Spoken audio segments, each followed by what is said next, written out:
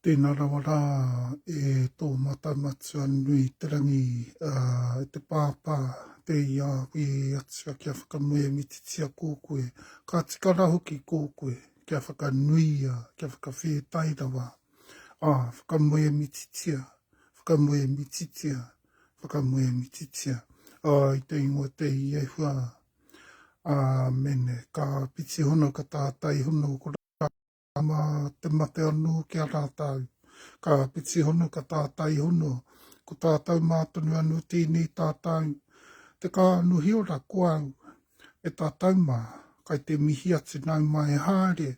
Nau mai haere ki roto ki ngā kōrero a Tahumaakaakanuimatua ki ngā whakatau.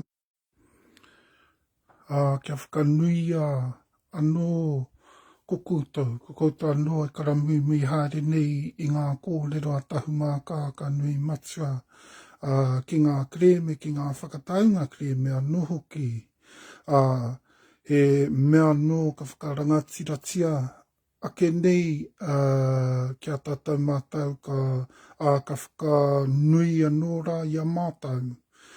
Me ngā kōrero nana, e tātou mai, kai te mihi atu nau mai haere, tēnā rā tātou, mauri ora, kahuri, just a moment there, we blinked off for a moment there, so I thought, no, now I've got a bad connection here where I am at, I'm at a different office here. And this is one with a good line in, so, and it's usually pretty good. I didn't expect it to go off then, but when it did, I sort of thought, wow, maybe I need to change position here. And so I've done that just slightly, and we're looking pretty good so far. So let's get on with it. Still lots of kōrero from last week. And moving right on ahead, we're going straight into the update, but most of the kōrero this week is a completion of what we started on last week. We were explaining and describing the events that led to the current situation. And I'm not joking to you, but all the questions that we've had in previous weeks are what encouraged and urged me to have to get on. And again, another week full of tons of questioning, from Te Aokohatu in the north to, what are some of the key elements of, we talk about the kahunu rangitane and Crown claims as being full of garbage and lacking in substance, and being totally with insufficient evidence, and all of the above is absolutely correct and exact and accurate and precise, and that's why we're going to carry on tonight, filling in all those spaces in terms of responses, the correct responses needed. For those of you out there, lots and lots of you out there looking to get some sort of clarity. Sorry, we just blinked off again there. And I've changed position again, but looking to get some clarity on exactly what's going on down here. And then some of those people with questions have been looking for a bit more understanding on the comparisons between and the similarities between Wairarapa-Tararua, Whakataunga, Wairua and the North.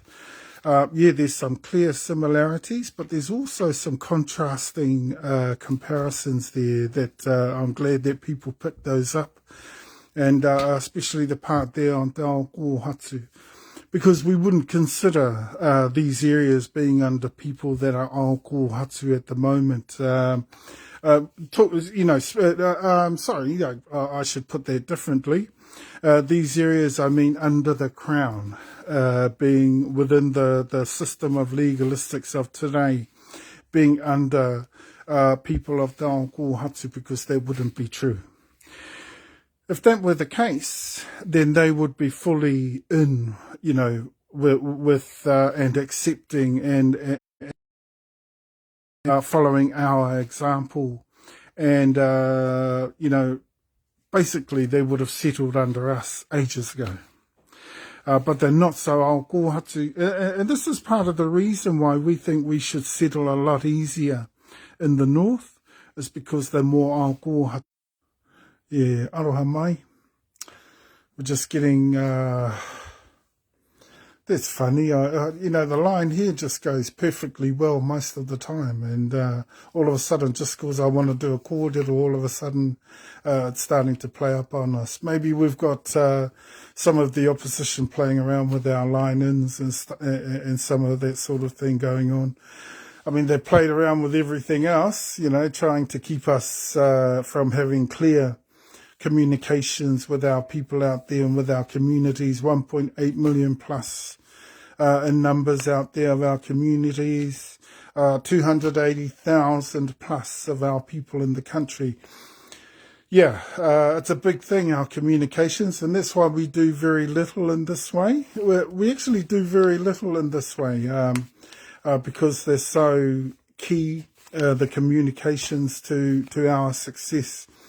And so if you don't do too much, if you sort of break everything down and ensure that it's precise and quite concise, you're able then to be able to get that clear communication, that clear message across. And so we were just talking about the comparisons and the similarities with our areas down here in Hawke's Bay, Wairua and Wairarapa specifically, at the moment in particular.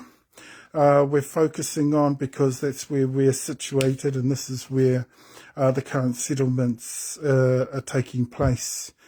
Look, e Taunaha, so lots of kōrero there, and definitely some similarity in terms of the kahungunu rangitane being overly exaggerated down here. Well, so was Ngāpuhi in the north there. And we all know that. For years on end, everyone thought they were Ngāpuhi up there. It's changed quite a bit up there. But we think you've got a clear majority up there who are sort of holding on to that exaggerated heritage a little bit too much up there. And so when we get up there, hopefully gradually and eventually there'll be more changes up there, because that'll need to happen, because what they're saying up there currently is still incorrect. Because if we have a good look at some of the numbers among the different tribes up there, and also within the Ngāpuhi, we would find numerous lines of ancestry descent affiliated at the moment within the wrong descents. Let's put it that way in short. So as we get to work with the people up there, and we get to help them understand about affiliations, I think they got largely the same sort of problem up there. Only it's quite a lot more complex, the problem up there, because you've got a more complex mix up there. Down here, kahungunu rangitane under the crown are just book. He puka puka ki no rātai. Okay? They're just book.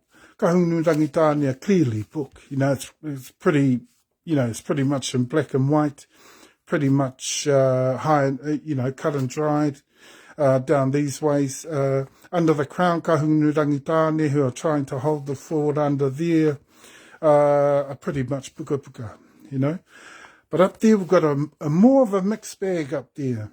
And so there's, but one of the key elements up there is that there's more aokohatu up there. Now, needless to say, once we get around to talking about that, we're going to talk a bit more about that later. When we get on to continuing on with the events that led to the present situation. And we'll talk a wee bit about the complexities and the complicated makeup of our people up that way, but of the strong Aokohatu presence in the region. So lucky for that. We're the only presence down here is the Tahumaakaakanuimatua, but that's outside of the Crown. Really, well, yeah. Well, I mean, we don't care which way we are, whether we're under the Crown or not. And we don't see ourselves as under the Crown because we don't see their processes as important to us, largely because, what's currently under there is a load of garbage. And we don't agree with processes like that. Processes like that commit to what's garbage, rather than what is the truth and what is factual. That's something that we dislike. We consider that unlawful, and it certainly is customarily, and legalistically it certainly is, but outside of the Crown authoritarian dictatorship. Okay, so there's the tricky part for people like us who are so Tutura and so Aokohatu. One of the questions in there too as well over the past week was, am I Aokohatu? Well, I'm going to answer that in this kōrero, but yes I am, but I'll show you in no uncertain terms how that is. And one of the arguments is how Tahumaakaakanuimatua sees the Aokohatu. You know how we are God first. We're God-centered in Tahumaakaakanuimatua, and it was me largely responsible for that, and for getting our boards on board and connecting up with lots of other different Christian people in Māori not in tribal circles, plus within Tahumaakaakanuimatua. And so bringing things into being God-centered now in a te Aokohatu fashion. But this is according to the awa and the tūhoe. Okay, according to the awa and the tūhoe. We'll talk a bit more about that sort of situation later on, but they would consider that the whole of Aokohatu becomes the tūākana space.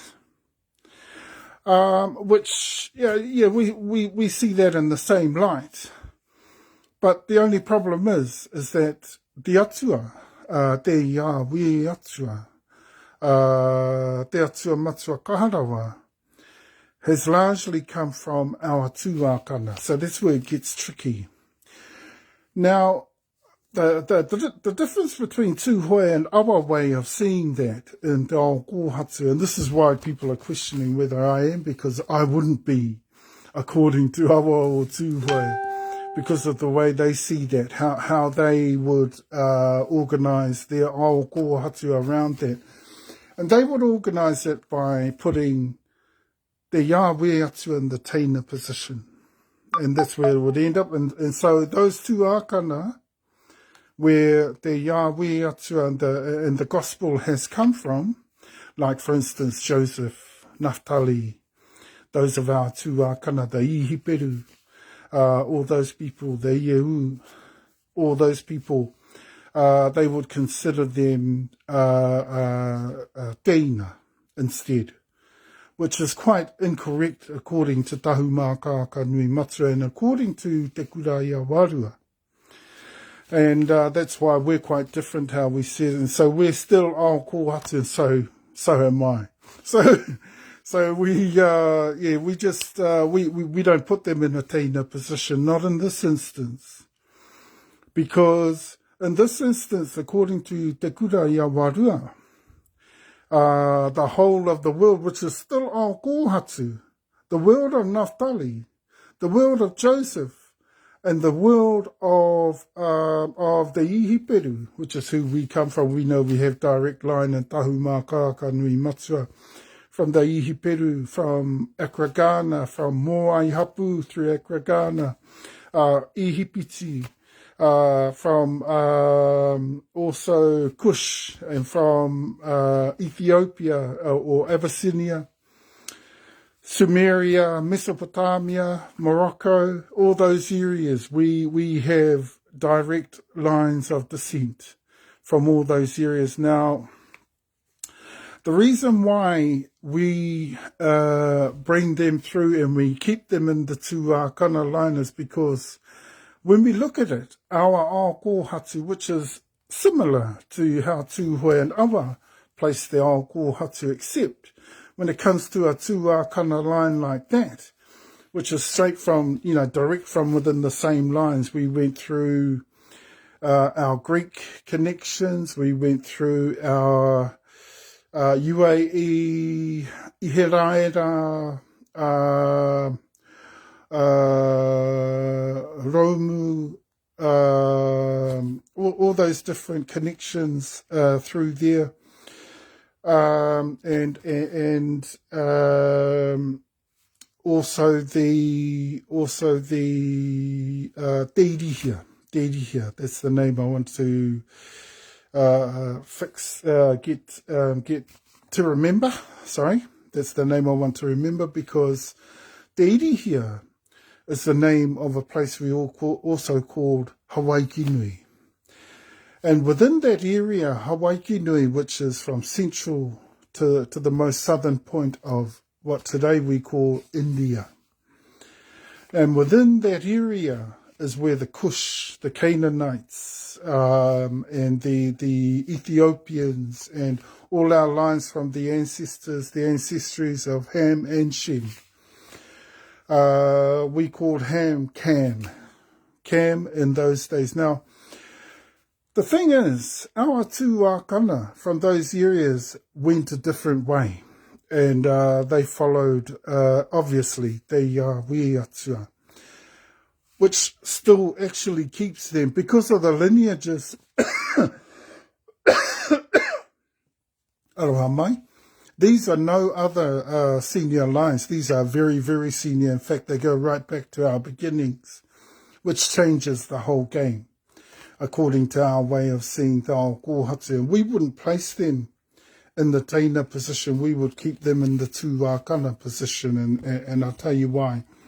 Because in actual fact, they are part of our very beginnings as people, as tribes, all the way back in Akragana, Egypt, among those peoples there, Cush and Ethiopia, which is out of, and the people of Cam, or Ham, as most people know him.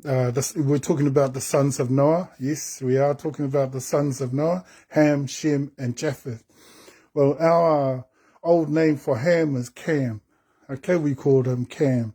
And so we're descendants of Cam and Shem. Okay, so we're descendants of Cam and Shem. And so we're linked with Africa in a very big way. Eastern Europe, the countries going into the UAE, Iheraera, Judah, Hurara, we call that, Judah, and blah, blah, blah. So we come on to Hawaii Nui, which is that area of, it's a huge area of land of India, central to southern India, to the most southern point. And we called that area Hawaii Nui, or what it was known, its ancient name was Dedihia, or Te Wirihia. Dedihia or Te Wirihia, we called that land. And we were part of the tribes of the Lapita people among the Cushites, the Canaanites, the Camites, the Shemites, and all those different tribes of peoples, and right through there we were the Lapita. And Tahumaakaakanuimatua came through there, connected with China, connected with Japan, and through a particular tribe called the Waitaha.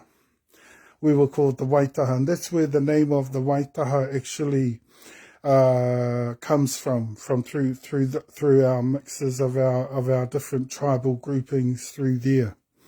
And Tahumaakaakanuimatua comes out of there.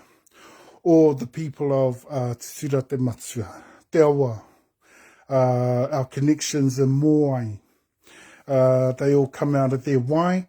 Because our African connections connect all the way across all those lands. Okay, and we all ended up in India together. Strange as it might seem, some big battles happened in the southern part of India, where we were also in Crete, and the land we called Uru was called Crete, a part of Greece, so we were connected with the Greeks as well. And of course, we have strong ties with the Ihiperu, or the Hebrews, through Cam and Shem. So there's a lot of our connections there, which would have called an actual fact. And this is why I say that this atua, te Yahweh atua, we have never lost and always stayed with us. Even though we stuck staunchly to the pantheon, we remained the very Taina lines, of those lineages through those areas. We remained them. And I know for our line, we managed to get out of there, get into Hawaii, which is Savai. And we also have connections there with Southern Asia. We know Southern Asia likes to claim us through Taiwan, the Philippines and all those people. And though we have connections, they have stronger claim in Tonga and Samoa. They don't have as strong a claim on us. There are other groups out there like the Hawaiians that they like to claim us as well. Kai te he tēnā. Kai te he Hawaii ki runga. That's what we called Hawaii ki runga, or Wairua Ngangana. That's one of my favourite old names for Hawaii. Wairua Ngangana. And they like to claim us as well within te tiri o te moana o te aroa, te tiri o te moana Hawaii ki tau. Hawaiians like to claim into our land and say, well, it had to be them 1,000 years ago here. Kai te he tēnā. Kai te he tēnā. It's definitely moai. And the reason we're able to check back through that is through the core concepts of our reo. The reo tells us that, firstly. Secondly, genealogically, and though Hawaii is a connection, Samoa, Western Samoa is a connection, and so is Tonga, and we are part Mayan through the Southern Asians. Kai te pai tēnā. But to say that we were mostly from them, kai te he. Okay? Kai te he. We're definitely Moai. So that's Tahiti. Raiatea, Tahiti and different islands in Tahiti. Te pito te henua, which is Rapa Nui, which is Easter Island, and Rekohu, which is, and so there you get the other line of ours through Moai Hapu, which is Moriori. Maori and Maui from there, and there we get the ancestor of Maui into our country here.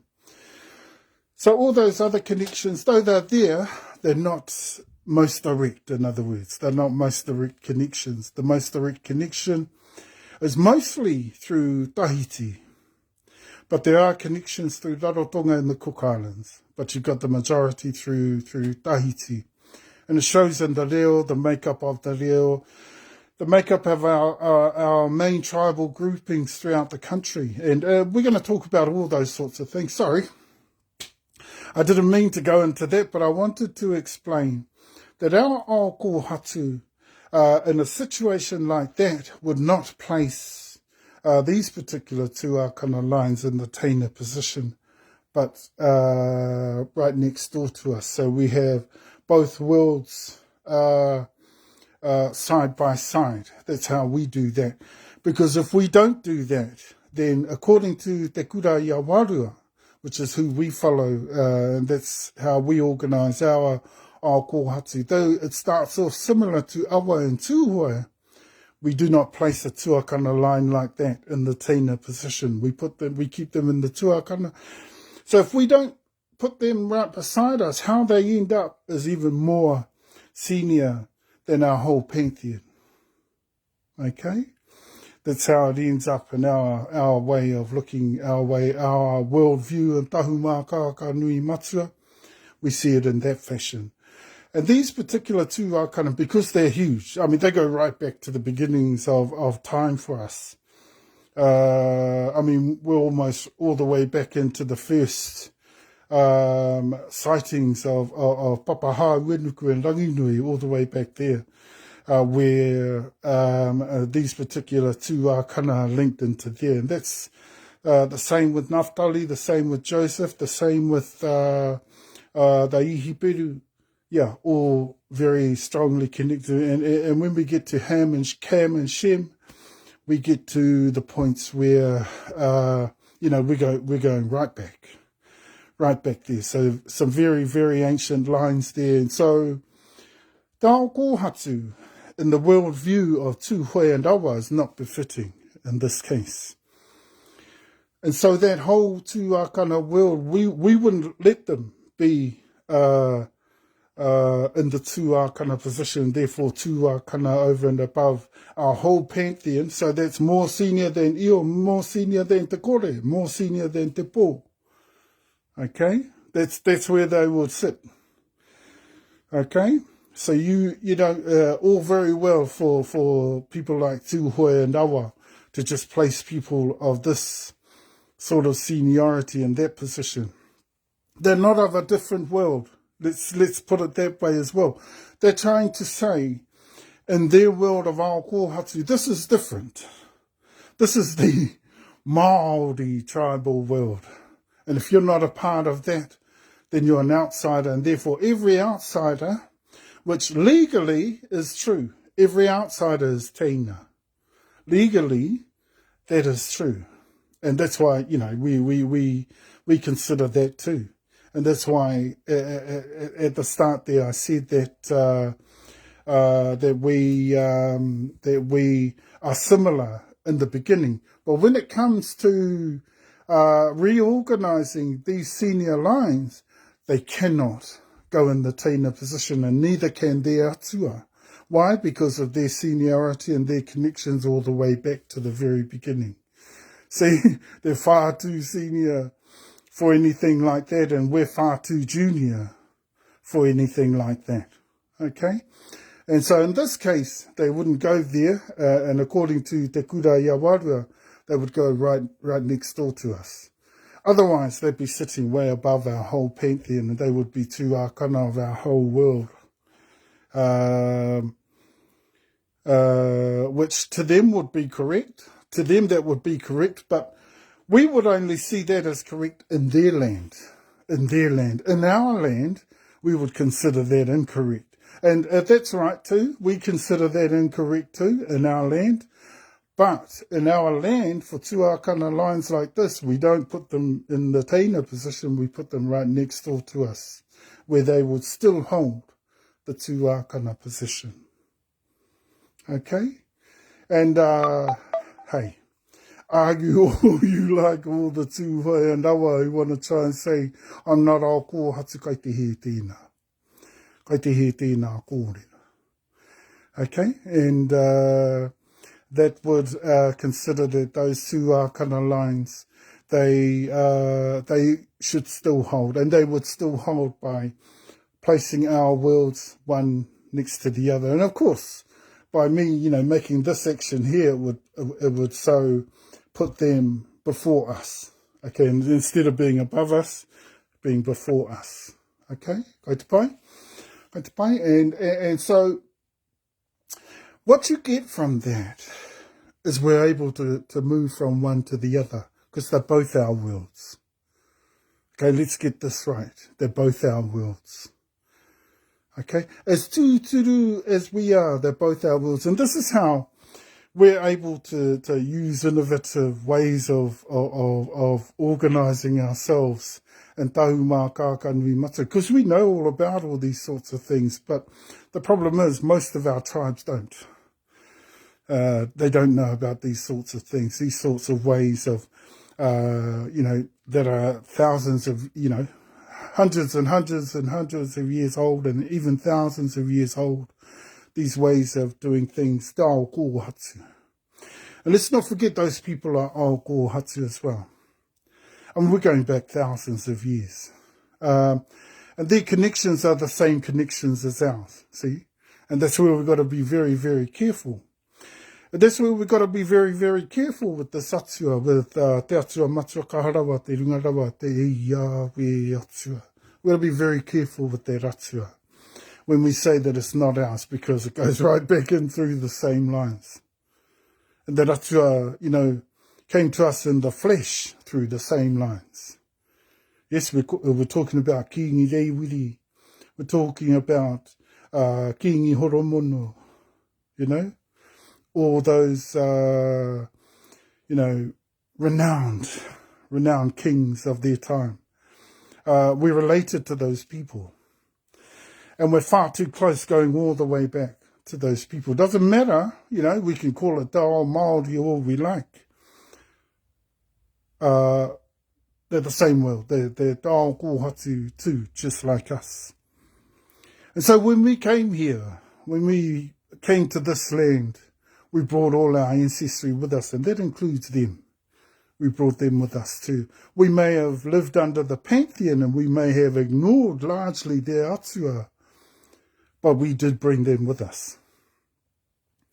Because our whakapapa never ended somewhere in Ihiraira, and never ended somewhere in Hurara, or in Te Iri here. And then we carried on from here and we made a new kaore. That's not how it works. According to our tupuna and according to te kura ia warua, ka haere tonu. E ne mea raupapa tonu mai, raupapa tonu ai, raupapa tonu mai ai, raupapa tonu mai ai. Te whakapaparanga mai o te tāanga tangata.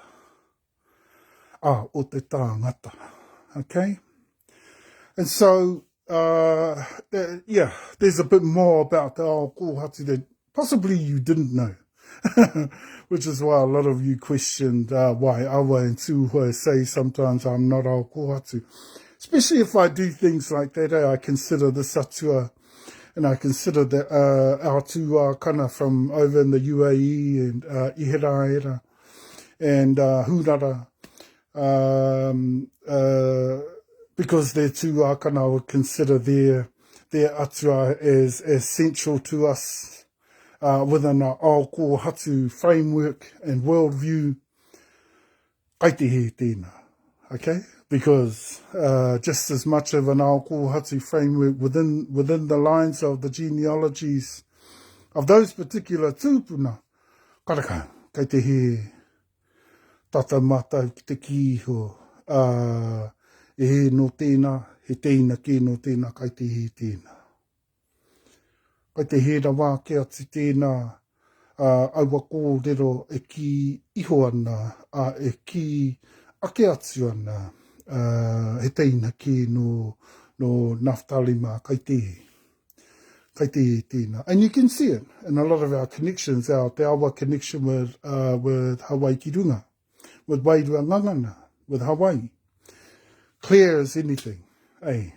And when you've got connections like that, you can't refute. They're the same connections. They're all connected with them too. They're all connected with Naphtali. They're all connected with Joseph too. We cannot say that we cut right off from those lines. And so, no reira nā, teina ke, no e nā tūpuna, kai te he tēnā, tū ākana ke tonu. But instead of leaving them way above te kore and te pō, in the raupapa whakapapa, we, in te kura ia warua, we talk about them being another ao. And clearly it is, because they were quite different. Hoi anō, ao kohatu tonu, and straight from where we came from. All the way back, to the very beginnings, but straight from where we came from. And you can't argue with lineages like that or connections like that, because connections like that, you cannot make, teina like that. And we keep those connections, just like us, te tura te matua, te tutuila. Western Samoa, direct, we've got that line there. Tonga, the connection through Maui and Hawaii, most direct lines, all of those lines. So we can't refuse any of those connections either. So they're with us. whether we like it or not. Whether we like it or not. Yes, legally, to a degree, a lot of these ancestries, parts of these ancestries that were not karakau I whānau iho mai ki roto ki te motu. Kai te pai, kai te tika tēnā ki nō rātau. Tēnā ki o rātau, because, you know, no waho mai, no te hunga ke mai, I puta mai ki roto te motu, okay? But certain seniorities that we've always carried with us, we've never parted from. And so, kei te he tātou, ki te ki, I e tahi, korekau, tēnā ki o rātau, kai te he tēnā. Kai te he tēnā. And the way we, and that's how we look at things like that. Certain tūākana lines that we have never parted from. Because, and the other thing with that is because we are moai hapu. And there's strong evidence right through our evidence that even those of the tēnā under us are strongly moai hapu. And if we are, then we're most direct Akwagana, we're most direct Ihipiti. We're most direct all of the descendants of Cam and Shem. Okay? And so we can't, we've never parted from them. We might have disagreed with their atua, but we've never parted from them. And we cannot put them tēnā, see? Because they've always been tuakana and they always will be.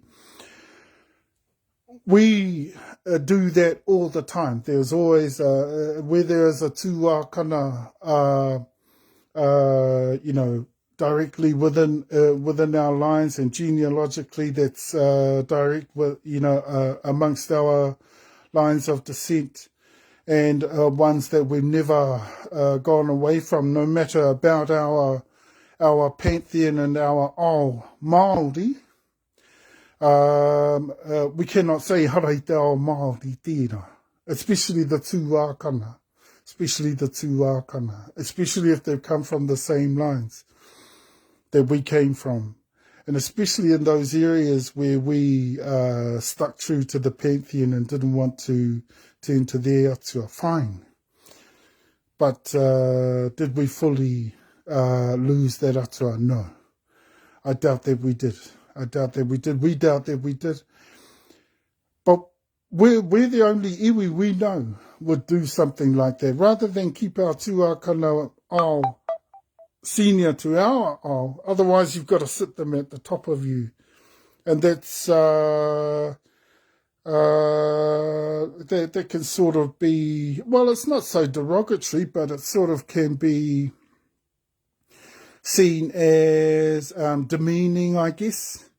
And so in Tahumaakaakanuimatua, and according to Te Kura Yawarua as well, tuākana in that light are usually, their ao is usually put to the side. Okay, not aside, but put to, you know, it goes side by side with our ao. Okay, whether we like it or not. And so we would never put them in the tēnā position. Okay?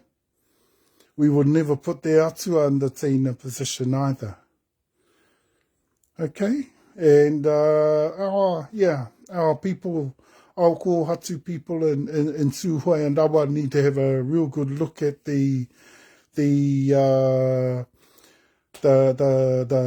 worldviews a bit more carefully, because these are tuākana we cannot count out, because they held our strongest, you know, our strongest and our most ancient roots came through these people, through Naphtali and them. Except they came through a different tribal way. Okay? They didn't come through like we did. And that doesn't mean to say they weren't all kohatu, and that doesn't mean to say we were cut off from them. They were just different. They were like a whole other tribe. Okay, they were just like a whole other tribe, and therefore they should rightfully be beside us. Okay? Their whole world should be beside us, and rightfully so. And this is why we know that we can choose which we want out of the pantheon, which we want out of their ao, and still be within our rights, and still be working within our kōhatu, and still be tūturu, as can be. Okay, let's not forget we are doing away with, in doing that, we are doing away with the occult and all of the derogatory and all of that sort of thing, and the way in which we do that. Okay, and of course they're quite free to come over to our side too and enjoy what they like to enjoy as well, and that should rightfully be the case. Okay, that should rightfully be the case, and even in our land, okay, because according to Te Kura I Awarua, it is the same in our land. They're the ones with the strong connections in our land. Not the Mayans, not the Hawaiians, not the Samoans, not the Tongans, not the Southern Asians, but our African connections and our Indian connections and our UAE connections, our Ihiraira connections, and also connections with Greece. Okay, because we were also Eastern European. Okay, so we need to consider all those connections a lot more carefully. But then again, you've got to know the whakapapa, and you've got to know the whakapapa kōrero right through those whole areas, and we know it fairly well. We know that there's a lot more to learn right through there, but we know it fairly well, and we know it well enough to know that in this instance they would be considered next to us in terms of being a part of our ao kōhatu. They are also a part of our ao kōhatu within their tribal factions that developed throughout Ihiraira and throughout UAE and all those different areas through Sumeria, Ihipiti, all those areas, all those different continents through Africa, Morocco, Sumeria, Abyssinia, all those countries. We consider that our unique identity is something we call Māori as well, which isn't true. So that's not true. That's not true. But what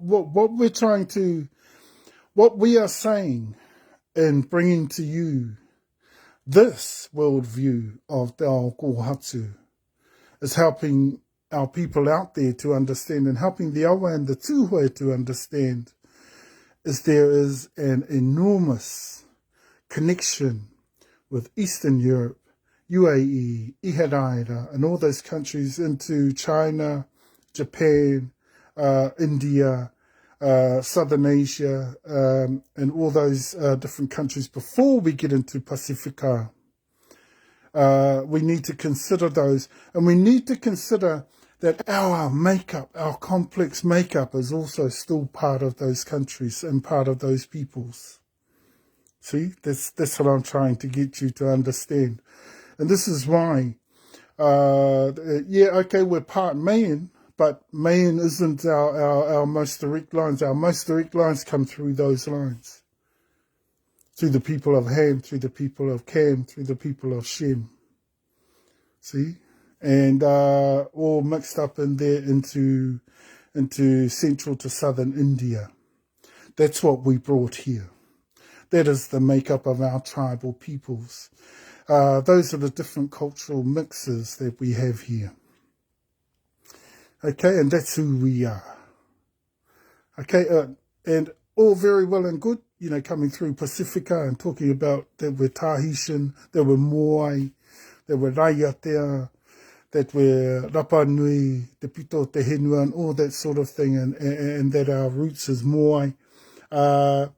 That's our most direct line back to there, all the way back to the beginning of where we came from. But those particular tupuna are part of us too. Naphtali. Yeah, you can't part from them.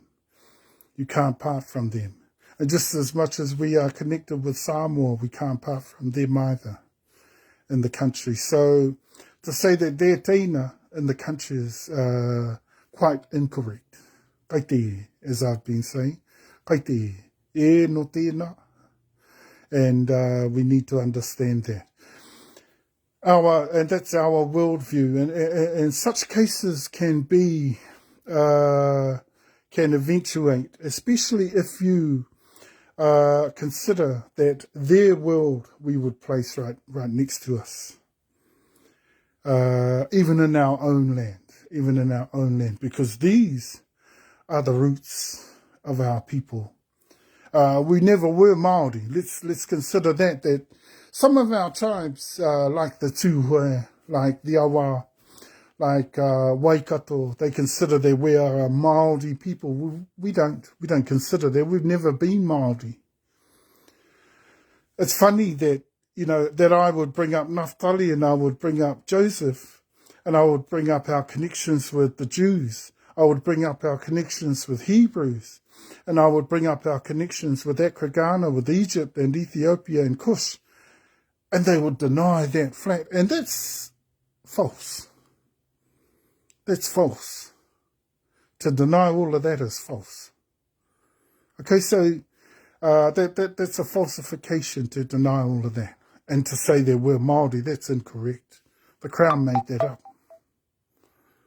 The Crown made that up because they wanted more control of us. See, and the more they could lump us in as one group together, it was easier to handle them.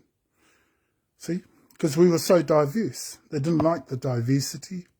They liked the mono view, monocultural, and we were easier to assimilate. Okay, and therefore colonize.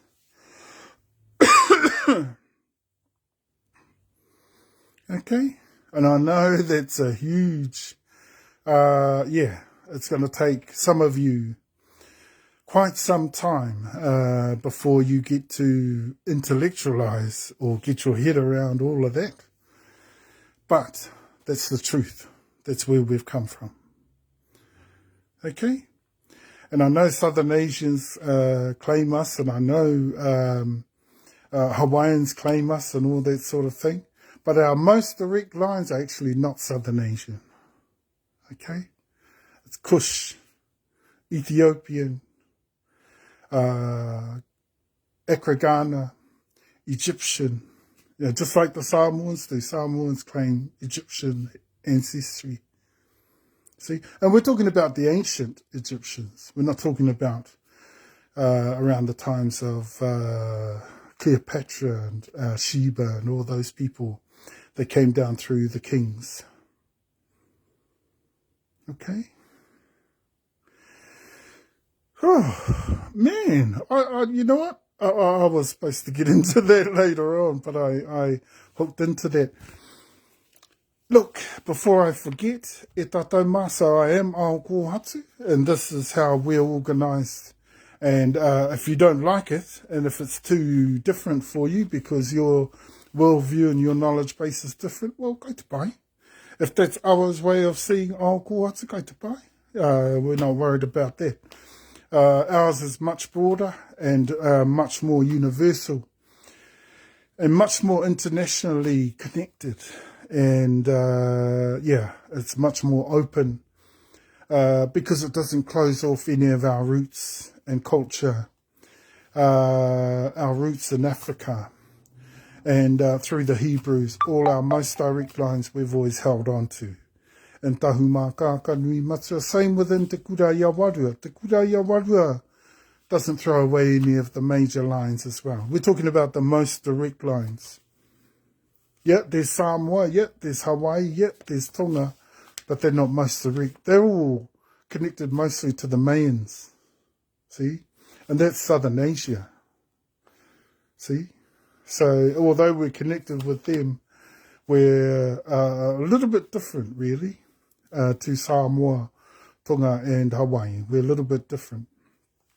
And we're more the Tahitian line, the Rapa Nui line, and the Lekohu lines all together. We people this country first. Tahumaakaakanuimatua was one of those first iwi to grow into the country. Okay, out of 7 iwi that developed. But a lot of that kōrero I shall come to. Let me hook straight into that update. E tatauma, and I'm going to have to hold my position where I am at the moment and hook into it. Before, sorry, I got a little bit sidetracked there, but I really wanted to answer some of these questions. I assure you, I am HawhauaoMo. I assure you that a lot of the taonga I have should have already told you that. Taku reo, tutu, reo, take, all of that should have told you that ages ago. But it's not always that te ao kōhatu would go along with reo take as well. Sometimes reo take is not so visible, not so clear, as is the case in the north. And we're talking especially around the Ngāpuhi. The Ngāpuhi people are a lot more of a mixed bag up there. And so we've got a lot more of a mixed bag up there. Okay? But te ao kōhatu we will consider up there Moai Hapu, te awa Hapu, and Tahumaakaakanuimatua, Tutura te matua. There's our ao kōhatu up there. And the ao kōhatu down here is Tahumaakaakanuimatua. And also in Whakataunga wairua, Tahumaakaakanuimatua. Okay? And we're just saying that because for these regions, Te Awa and Taunaha obviously are part of the north, so we count them in there. But in Whakataunga wairua, Wairarapa they're not. They're actually not. They're more part of the Urewera, the Taunaha and the Awa. Okay? Although there's connections. Now, there's a lot of African, a lot of Arabian, there's a lot of Israelite, there's a lot of Cushite, there's a lot of Camite, there's a lot of Shemites, there's a lot of Canaanites, there's a lot of Sumerian, a lot of Moroccan, there's our connections there throughout all those countries. Those are the people we're connected with. And specifically through Crete, which the Tahumaakaakanuimatua people called Uru. We called that land Uru. There's our connection with the Greeks. And India, central, specifically all the way down to the southern tip of India, we were part of that land. And so were the Kushites. This is the ancient people of India before the Indians took over.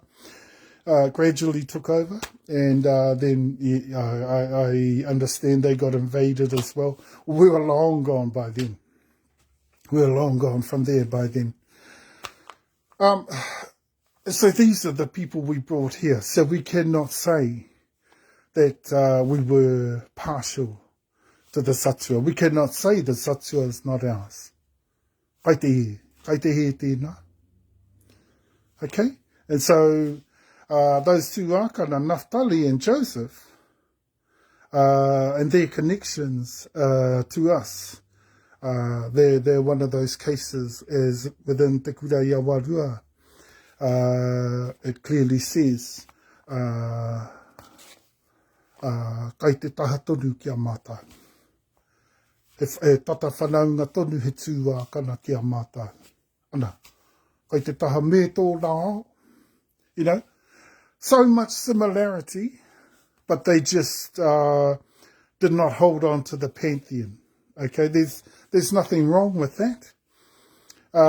For various different reasons, the ways in which they lived their lives, the pantheon slowly, and there's lots of different tribal groupings right throughout all those different peoples. So yeah, to unravel everything, the whole of the kōrero, you've got to go through all of that, but I don't want to. I'm just trying to make a long story short.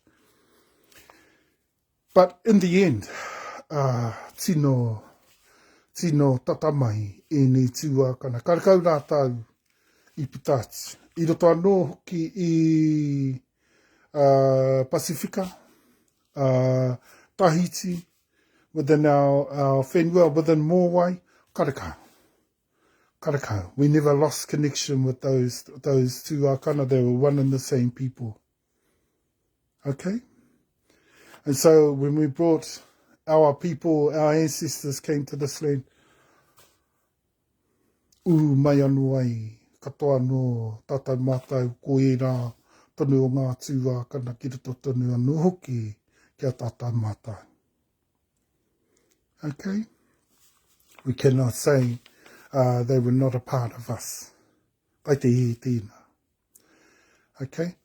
And I mentioned the Kura Yawarua just so that you understand that I'm not trying to bring in a different worldview or anything.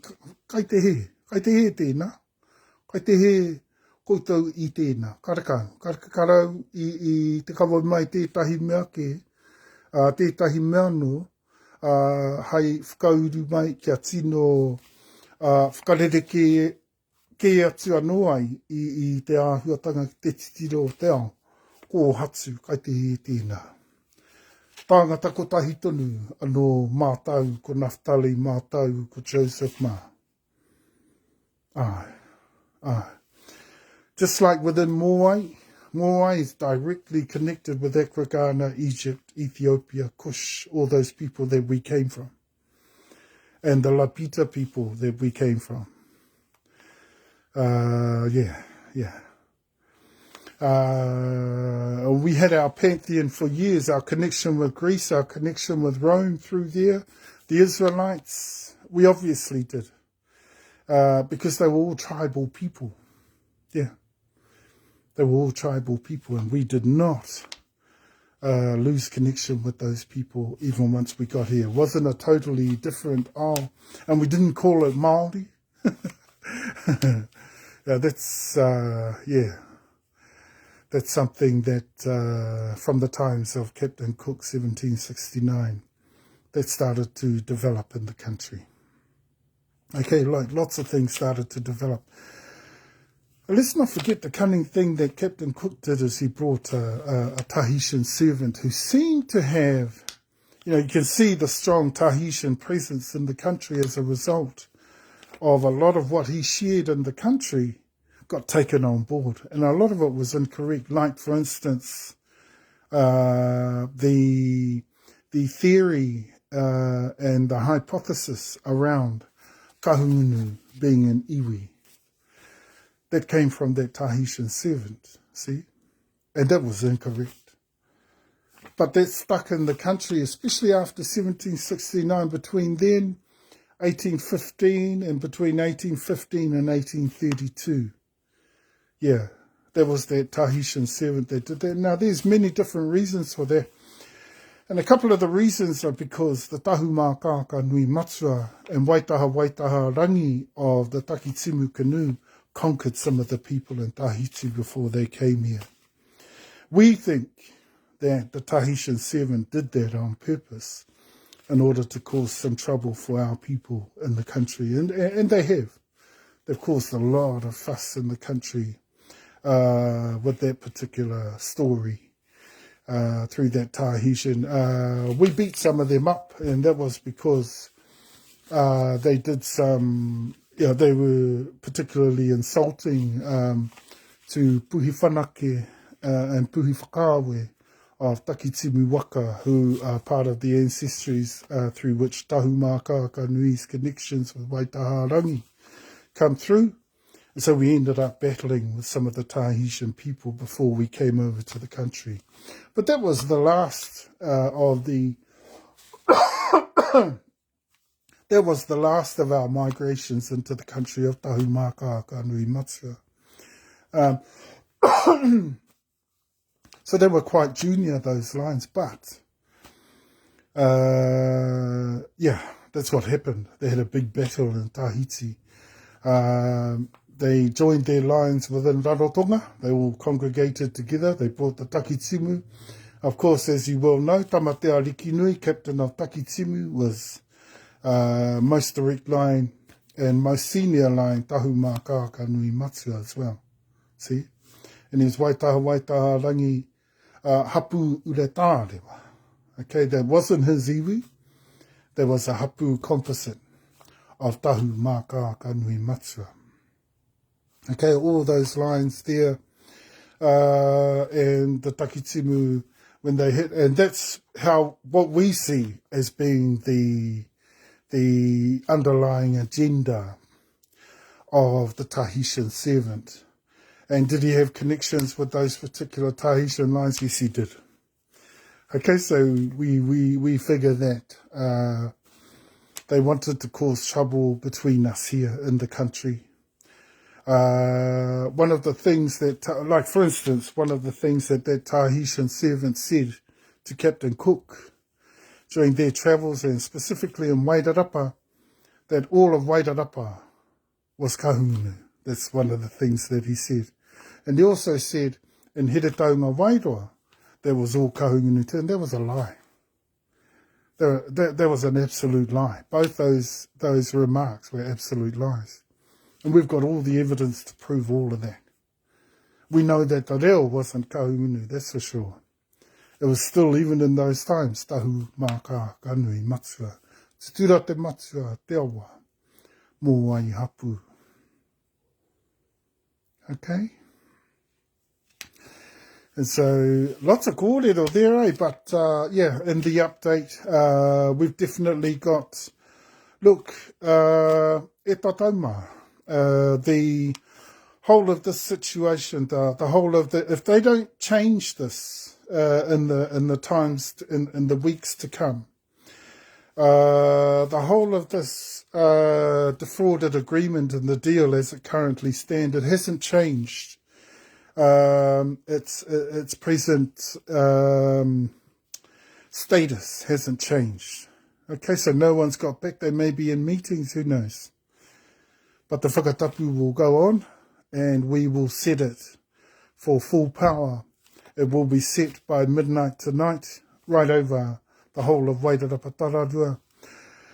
Luckily, e Tatauma managed to talk to a lot of our whānau who were looking to attack the kahungunu factions and Rangitane and also Wairarapa Moana. They were looking to attack them, and it looks like we may have been able to talk about remaining on peaceful terms. The reason I wanted that was because the whakatapu should be enough. Okay? The whakatapu should be enough. Once that is up into full power, and that won't take too long in the hours to come. Once that is at full power, if they do not comply, they're in a lot of danger. And so there's no need for us to start shooting them up or anything like that. So it looks like we may have some peaceful terms, but don't be surprised if for some of these families, because they know they've got the right to. I can't stop them. But I've done my best over the past week to talk to them, and so far they're listening. If any of them change their mind over the coming weeks, because maybe kahungunu rangitane might start being, and because they're being really, really cheeky doing what they're doing, eh? Absolute cheek to do what they're doing. They've taken up a defrauded agreement. They've included us in the agreement. We're the Y225. And they've actually defrauded the document because they consider themselves tahu, which tahu we don't know. And that's why we know that the document is defrauded, because Y225 doesn't operate under a tahu that they think is tahu. We think that their tahu that they claim is imagined. Okay, and that would be the case, because their claims, they don't they have no substance to those claims, and they also there's insufficient evidence to back their claims. And I said this before, most direct original lineage, ancestry, descents, they still haven't produced those since 2015 when we first asked for those. Okay? So big problems there, eh? Big problems. So we will go back to compliance in the region. The whakatapu was first laid because there was total non-compliance. We were being threatened in the region. We were being, our kids were being abused. We were being abused. We were being threatened. Our survival was being threatened in the space and in the region. Both regions of Heretaunga Wairua and Wairarapa, and therefore the whakatapu had to be laid. You know, there was no holding back on that. But we had to get the timing right. We had to, because we understood, you know, for the whakatapu, we understood how, you know, e rere kuri no e ni tāngata. Rere kuri no te whakaaro. Rere kuri no te āhuatanga, no te mea haere ana, haere tia ana e rātau.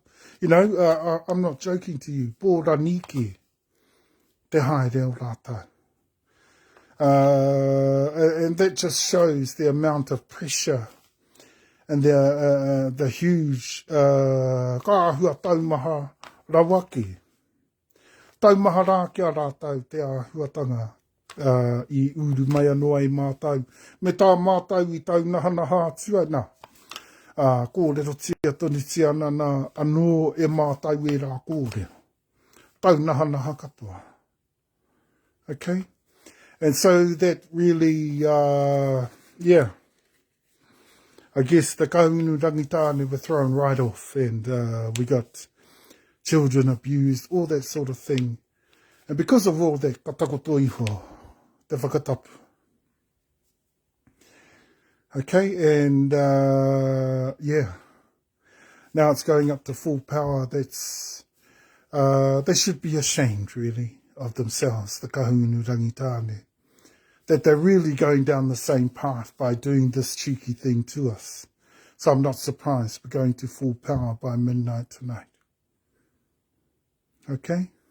I'm not surprised.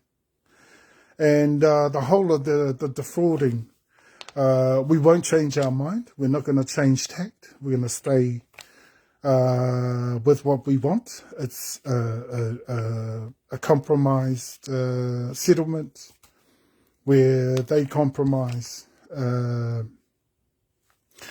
for the total settlement to be under kahunu rangitāne and say, no, ko mātau anō mau tonu atu I hoai, tonu ki tō mātau tūturutanga, ki roto raiatea, ki roto Tahiti, ki roto anō hoki, ki roto anō hoki, ki te pito te henua, ki re kohu. No ngā WHawhauoMo. I mean, we all know that re kohu is now peopled by the mutunga of Taranaki. Kaitipaitena, we're talking about times before that, when some of our ancestors were the people of that land.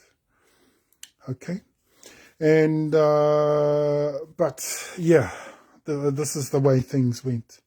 So by November 2021, we laid the whakatapu. So it's very legal, it's very necessary, and it's still, as far as we can see, very, very necessary. So we're turning it up to full power. Hopefully these people are a bit wiser than they're being at the moment, and they don't put themselves into too much danger from here, because we're not lifting it unless they fulfill the 5 requirements. Merely changing the deal and adding the compromise is not going to do it. They're going to have to, from here, from tonight, fulfill the 5 requirements first. Then we'll do the deal and then get into settlement after that.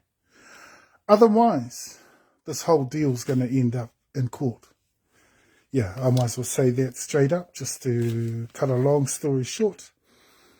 Yeah, we're pretty much going to be taking these people to court. And, yeah, the Crown the kahungunu and rangitane, are all going to end up in court. Accessories, witnesses, and, fraudulent people based around the current agreement. And it's definitely fraud. They can't keep saying that what they've claimed since 2009 is tahu and is us, because that's kai te he tēnā. Kai te he tēnā. They've been claiming a false tahu. We're not that false tahu. We're not from Rarotonga, and we don't come from kahungunu rangitane, and they haven't given us anything to prove that we do. See? I mean, we've asked for those original ancestry line descents, and they haven't produced any, so we don't come from them. Okay, so they can't claim us. What they do claim as a tahu, well, we've never heard of them. Okay? So that in itself makes the current deal fraud. Okay, because they said it was Y2225 that was signed into there. No. Y2225 is our claim. Okay? They even did wrong. That's another issue they were taking to court. The Wairarapa land claims report. They did the same thing in there. They claimed to be tahu. And we thought, tahu? Why are they changing the claim? Because our claim of tahu in the report that we put in there was correct. They came in, they changed it because they reckoned they were tahu. Well, they're not tahu. Even though the 41,000 plus that they've got under kahungunu rangitane do belong to us, they are ancestries of ours, yes. Okay? But they only got control of them because the Crown mandating system can allow for that, for LNGs. That's the only reason they got there. They didn't get that because they could prove that they were tahu and we were that tahu and they could take those ancestors from us. No. See? Fraud. That's all that was. Fraud. They should not have put Y2225 on that document otherwise. If Y2225 wasn't on there or if it wasn't said to be Y2225 that was a part of that agreement, then it wouldn't have been fraud, but it is. Because we are Y2225. Only thing is we are not the tahu. Y2225 is for Tahumaakaakanuimatua, the land's claim of Tahumaakaakanuimatua of Raya te Tahiti, of Tahumaakaakanuimatua Tutura te Matua, of Te Awa, of Moai Hapu, all totally Raya te Tahiti. Okay, not Rarotonga. Okay, and we can substantiate the whole lot. You watch this. When we go to court and we ask for them to substantiate what they claim, I guarantee you they'll have nothing. Because all they've been relying on is the crooked Crown process. And this is why we don't like the Crown process. It's crooked.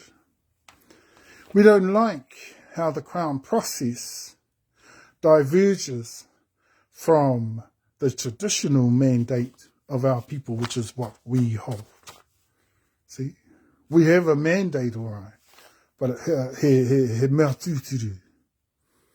Okay, he mea tuturu. We hold on to the traditional mandate. And that's why when we got to 110,000, we stopped. Our count of our registration stopped there. We continued. We continued with our mandate, and we continued with our numbers of our people because we knew how many we had. But rather than worry about how the process was affecting our ability to get to our registrations and bring them all into our registration list. Why? Because 41,000 had been basically seconded by the whole of the process and the Crown and all their money, blah, blah, blah. And so that caused trouble for us. That cut in on our ability to get those ancestries. Cunning, eh? Cunning how they did that. But that wasn't because they had a clear-cut claim. No, they haven't. They have no claim on Tahumaakaakanuimatua, and therefore they have no right to Y2225. So when this goes to court, I guarantee you we are right and we are not being cocky and saying that they're going to lose that case. Okay? I mean, they have to. The evidence is clear. It's far too clear. That all they're doing is relying on the process to save their hides.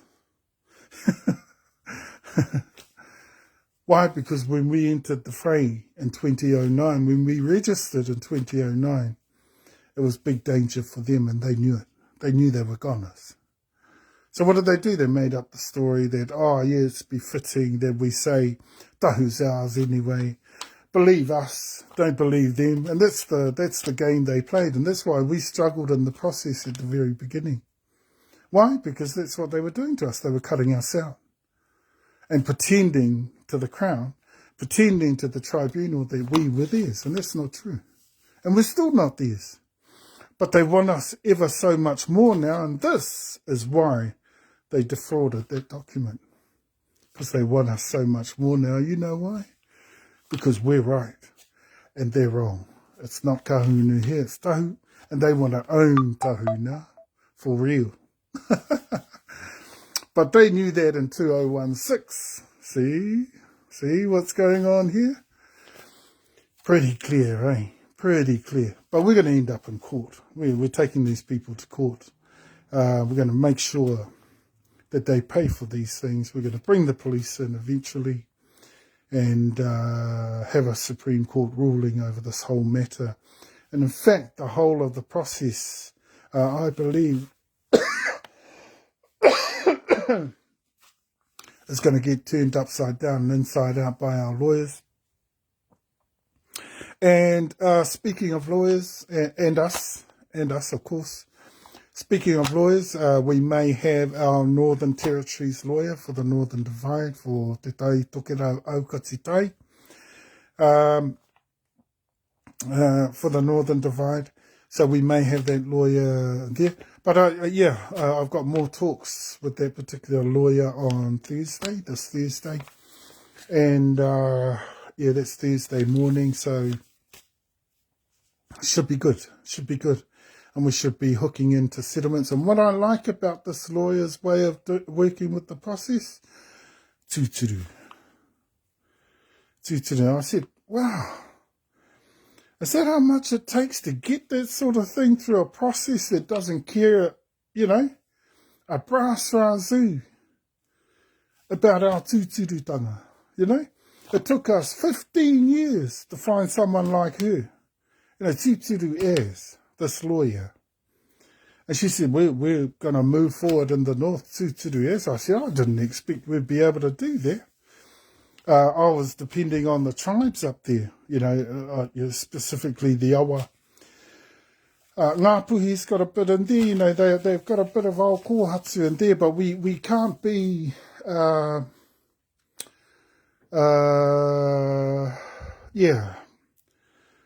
There's a lot of doubt on the strength of the old kōhatu and Ngāpuhi. There's a lot of doubt. We're one tribe. We're one iwi. Everyone should know that by now. We do our homework. And so we know that Ngāpuhi's not that strong. But they're a mixed bag. And the same as the region. The whole region is a mixed bag. There's some very good real speakers up there, but most of them you'll find, there's another group up there of, when it comes to te reo, reo mai I roto te karakia Māori o te kupu. Yeah, that's going on big time up there. And that doesn't make you native, by the way. So it's a very complex story up that way, and you've got a lot of you've got a lot of people who are not book, but then they're not native, and you've got a lot of knowledge and stuff that goes on up there that's all kōhatu. Yeah, but it's a very mixed bag. And so therefore we claim Tahumaakaakanuimatua that the reo that Ngāpuhi uses is not Ngāpuhi.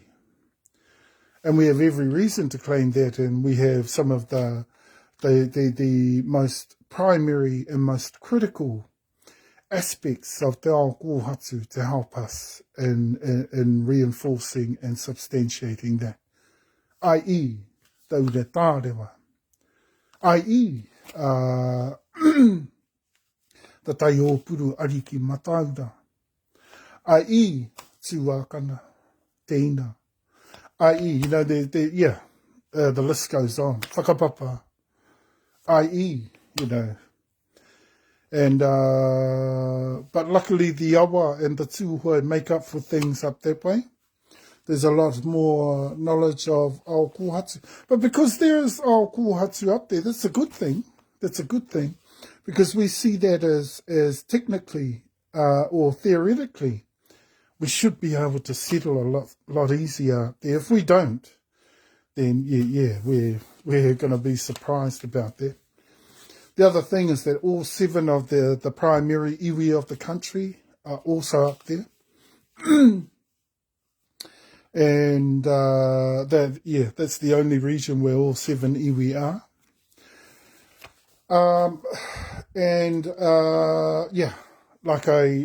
Did I mention that earlier? I know I was looking at the notes earlier, that ao kōhatu up there in particular is Moai Hapu, Te Awa Hapu, TeTaiHauauruAukatiTai, Tahumaakaakanuimatua.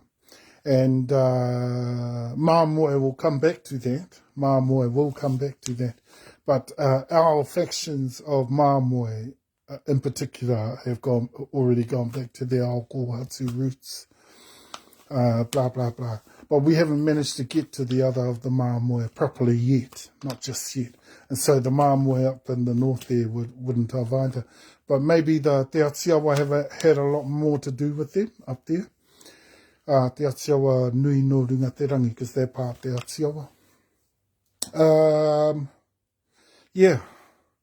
So interesting, eh? A little bit more complicated up there, a little bit more complex. However, ao kōhatu is there. So they're not just straight book like the kahunu rangitāne. They're clear as, they're epukupukake. Noi rā, te uri rā, o kahunu me te hapu o rangitāne nui a rangi. Pukapukake o rātai. And so, we have some very, very strong roots in the country. But surprisingly enough, maybe Tūhoi and Awa have forgotten all those roots. Maybe they've even forgotten their roots in Moriori, Te Tini o Toi, Moriori, and that's why they're so strongly intermarried with Moriori. Okay, so Moriori, Māori and Māori are also strongly related in there in Awa and Tūhoi. And so that's why, among the iwi there are of the 5th and 6th lines of descent. Okay?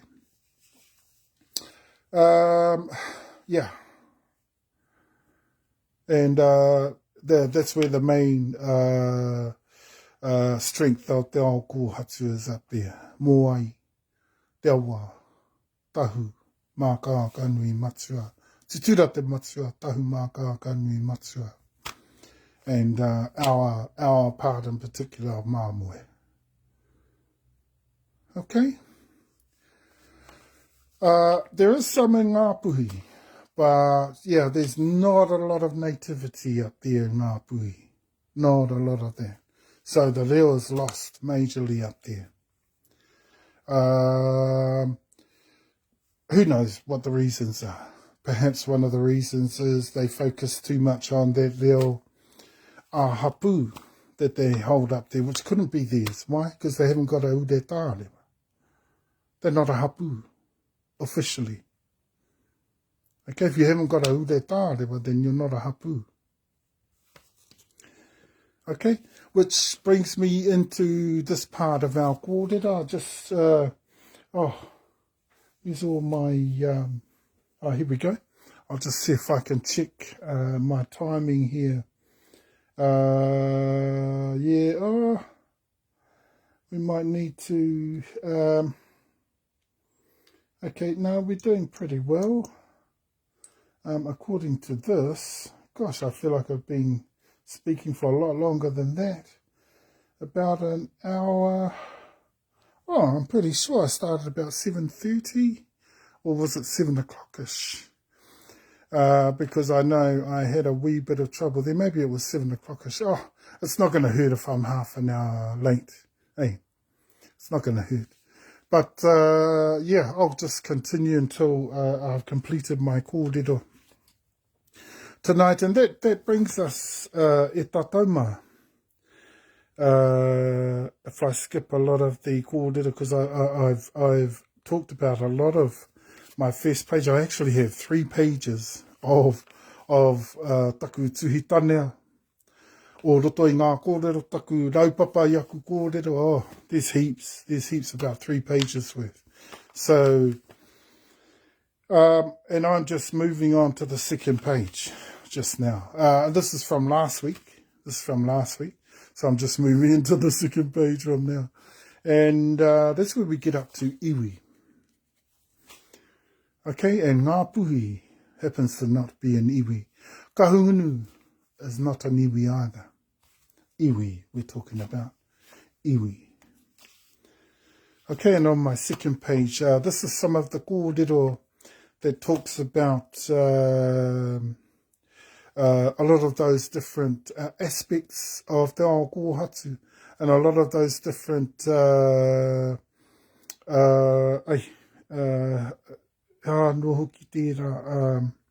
a lot of those different events.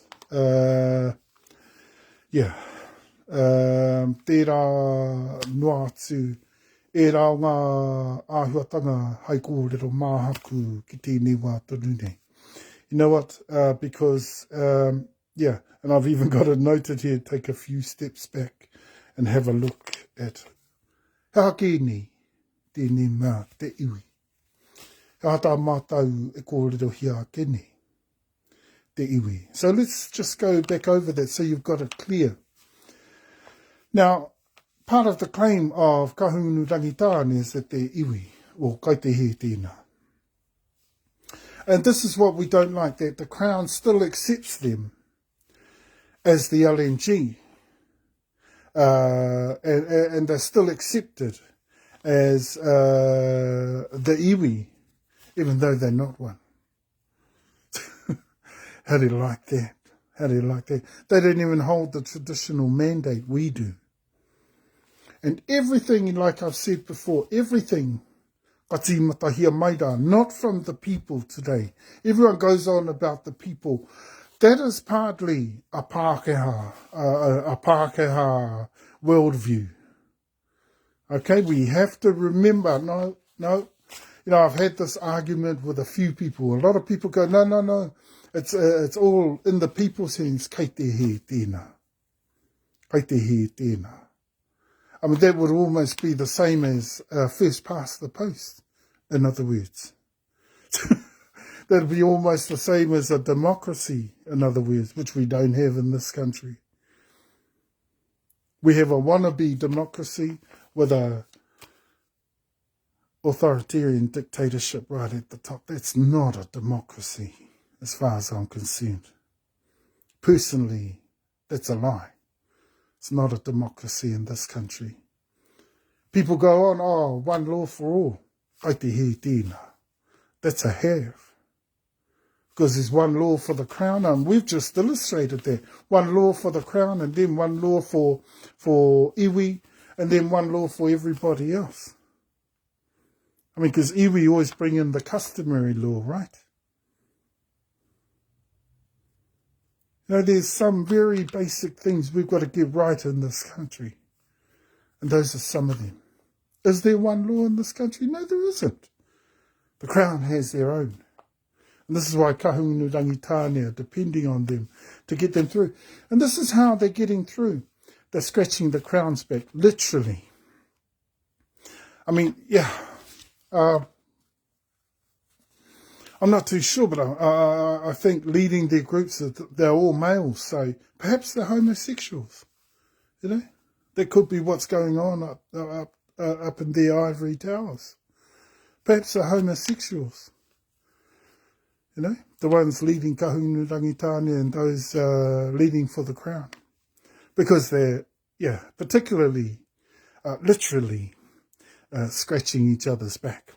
Why? Because of the ownership, the evidence surrounded and the evidence engulfing and enveloping the entire of the resources in the region. Why? Because the only recorded evidence, we don't need that evidence. We have Tutura mandate all the way back to the resources of this region.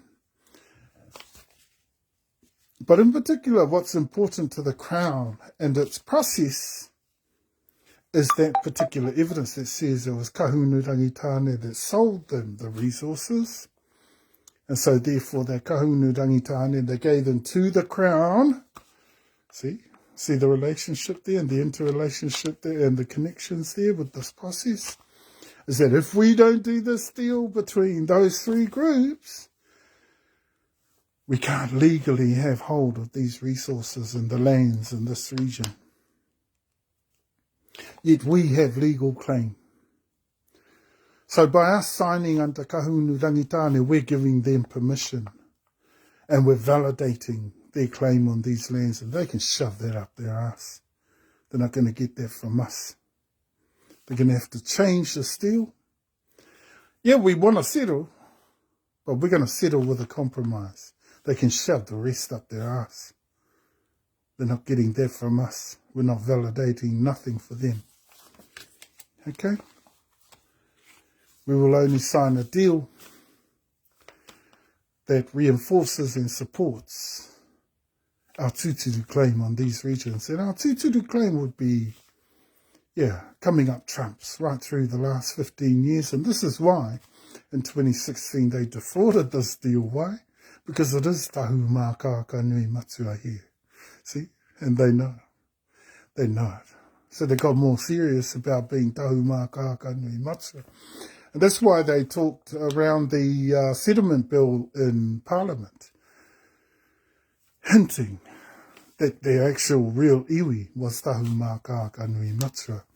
Now, just because they did that doesn't make everything legal beagle, because what they have to have is our support, our reinforcement, our validation, and also for them to make it through court in one piece. Because that's where we're going to go. We're going to take this to court and make sure that they pay for their fraudulent ways. There's a saying in Pākehā, and it goes, you can have your cake, but you can't eat it too. Okay? And there's another one that goes, you can lead a horse to the water, but you can't make it drink. And both those sayings apply in this case. Okay? And so, big warnings for kahunu rangitane. They're in a very dangerous position now. Same with the Crown. They're in a very dangerous position. If, things start happening to them, I would encourage them, I would urge them to fulfill the 5 requirements and give us the fulfillment of those requirements, which would ensure that we lift the whakatapu. We are the Tutura Tahumaakaakanuimatua, not kahunu rangitane. They're not Tutura at all, they're book. And it's probably why their claim is so, wishy-washy. And, all those sorts of things. Apart from not having enough proof. But iwi, I did get to talk a wee bit about that last week. What is an iwi, and why do we put 66.99 on either side?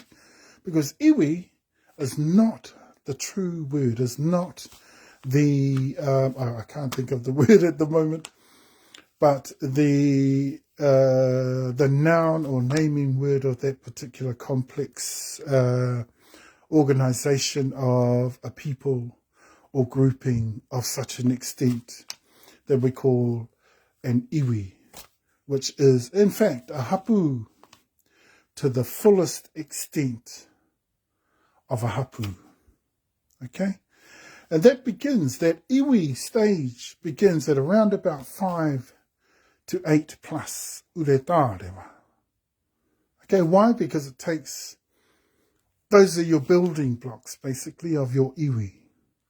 Now, iwi is a slang word for that particular hapu, and this is why we put 66.99 at each end. We put the quotation marks.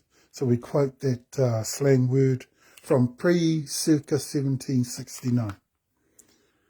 Okay, proper name, hapu.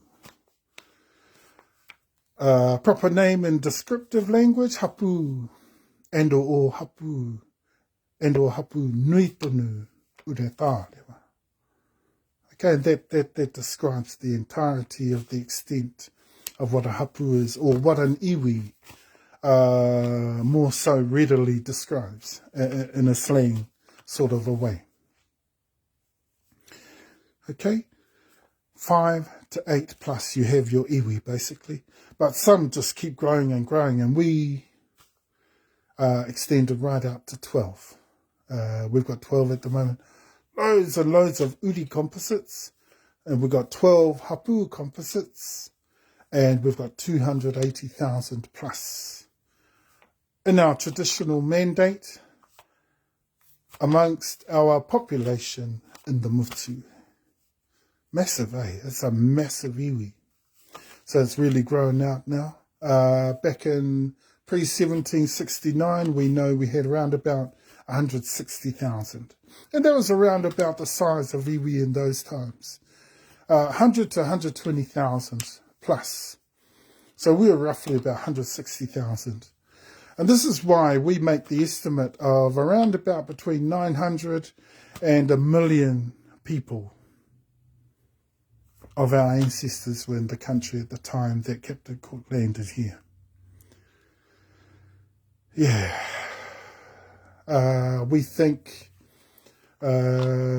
consensus before those times of 1840, 1835, 1840, and before those times, we know of, sorry, not consensus, censuses. I know of one around about 1850, 1851, and a number of censuses after that. But they counted some very small numbers, and we're pretty sure that kei te he tēnā. Because our iwi, our primary iwi in the country, they had to be around about that much because they had already grown over 600 to 700 years in the country. Okay, so that's how long we had been in the country. Moriori, Moai, Teawa, Tahumaakaakanuimatua, Māmoe. Okay? And Moriori, we had been in the country for that long. Okay, so we had grown some pretty extensive iwi. Some fluctuated, yeah, okay, went up and down, and some went lesser, like Moai Hapu, obviously, went lesser. But that didn't stop the rest of us, even though we became our own iwi. You know, we're still descendants of Moai. You know, we came straight down that line through Te Awa. And the only way you could be from Te Awa is if you were Moai. See, we're all Moai coming through Te Awa. See, because Moai is where Te Awa comes from. Okay, and we have the Hawaiian connection, and we have also through Tutura te Moteo, that's our tūpuna from Te Awa, connected with He Mai te Rangi, connected with Tā Whakanui a Rangi, and Te Awa himself. Okay? And there's our ureta. Okay, so we know the structure of an iwi, and all your different componentries and consistencies of your iwi grew out of there. And it took around about 5 or 8 plus before you had all your consistencies of your fully expanded iwi. Okay? And just because I'm so clever and good at explaining these sorts of structures and this particular type of tūturu organisation, it's never really ever that clear cut. And that's why it takes so long for them to grow, 600 to 700 years. And that's why we only had 7 primary iwi in the country, because they're so difficult to grow. You know why? Because largely the iwi, or even the hapu, depends on natural growth. Okay, just like the environment, the environment, te pūtaiao and us, te rangi, ngā whetū and us, we're all one. Okay, so it's not hard to figure that one out, or get your head around, These things had to develop in their natural course, Mother Nature being who she is and the way that she operated. If she was going to give you a ure tārewa, then you would have one. If you weren't going to get one, you didn't. Okay? And especially if you were an 8th born, which is what Puhi is. Puhi is 8th born. That's why he hasn't got a ure tārewa. Especially if you were 5th born, which is what Tūhoe is. And that's why they don't have a ure tārewa. Or if you are 4th born, which is what Kahunu is. And that's why you don't have a ure tārewa in Kahunu. Or a 3rd born, which is what Tahupōtiki is. And that's why you don't have an ure tārewa in Tahupōtiki. Okay? Composite hapu have at least one ure tārewa. Okay, what is an ure tārewa? Let me explain an ure tārewa. An ure tārewa is a paramount dynasty. So it has 3 paramounts, all from the same line of descent, all in the same lineage. Like, for instance, our one, TeTaiHauauruAukatiTai, the grandfather. His son was Tahumaakaakanuimatua, and he had Tahumaakaakanuimatua, through,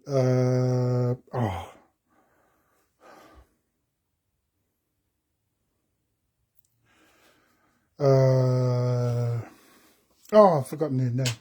Te kauai, I'll just say te kauai for now. Te kauanuai, or something like that, Tahumaakaakanuimatua. I'm thinking of a lot of different ure tārewa at the moment, and now I've got names mixed up, sorry. Well, through his mother, Tahumaakaakanuimatua, had Tahumaakaakanuimatua. Okay, so there's your 3 in a line. Now, there have to be 3 like that. Now, the reason why we rely on natural growth for the iwi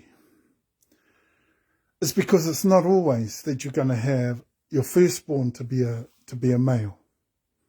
Of course, if any of those males ended up female, karaka te ure tārewa tēnā. Ure tārewa come from the male line. But they all have to be firstborns. Okay, so all those ariki, you do have female ariki, but a female ariki doesn't establish an ure tārewa. Okay? Ure tārewa only established through the male line.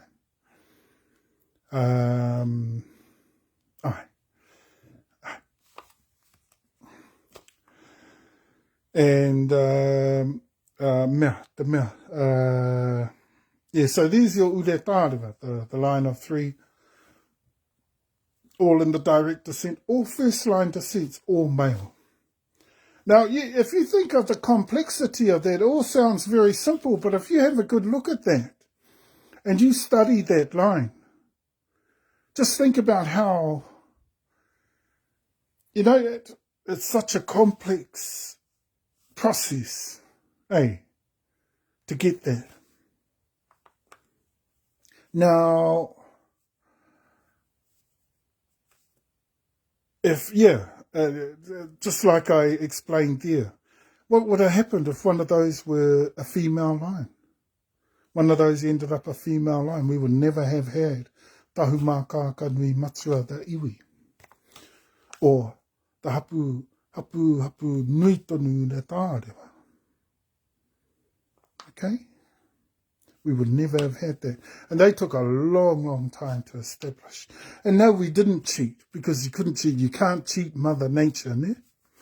Karakau, e tae ana tīna. Te tāhai, o te mea. Te tāhai o te mea. Karakau. Te tāhai, kia uru atu ki e nā tū āhuatanga, karakau. No te mea, we relied on Mother Nature to bring us these things. We were especially gifted with these things, with uretārewa. Okay? With ariki uretārewa. Okay? And our reo developed out of there. Our reo hapu. Okay, does that answer all those questions out there? I hope that that does. And that's the reason why you get some that are not actual iwi and some that are. Okay? Now, for a long time, we've just interpreted a lot of our composites out there as iwi. And, yeah, it's quite clear in the evidence. There's evidence right throughout the country on all these things I'm talking about. But we in particular gathered together 600 of the best. 600 primaries, in other words, fully validating all of that kōrero that I just gave you. And iwi develop based on the forces of Mother Nature. I mean, we can't say, oh, you know, let's just say it was a male. Or we can't change anything, blah, blah, blah. You know, we can't make an iwi that isn't an iwi. Because Mother Nature has control of those forces. The kawaora has control of all those sorts of forces. Okay? The kawaora. And that's why they take so long to grow. Because uretārewa in themselves don't come easy. And we've got 12. 12. Uretārewa. So that's, and from every uretārewa you have one reo matua. Okay? One reo matua. And that's also including a reo hapu. Usually there's, around about 2 to 3 reo associated with that particular hapu composite. Okay? And that hapu composite would have those 3 connections of reo. Why? Because 1, usually the hapu composites are developed through intermarriage. So there's 2 reo on their own. And then there's usually a most direct reo, or a reo matua. Okay? So let me give you an example. For the reo of kahunu. Kahunu, 4th born, born out of the wedlock of Tamatea Udehaya, Mokopuna, of Tamatea Rikinui. Wife, Iwi Te Rerewa, of Tahumaakaakanuimatua. Tamatea Udehaya, Tahumaakaakanuimatua as well. But also of Waitaha Rangi Hapu composite. Okay? Waitaha Rangi Hapu composite. That is the tribe, along with Tahumaakaakanuimatua, they brought takitimu to the motu. Okay? Now, ka whānau mai a kahunu.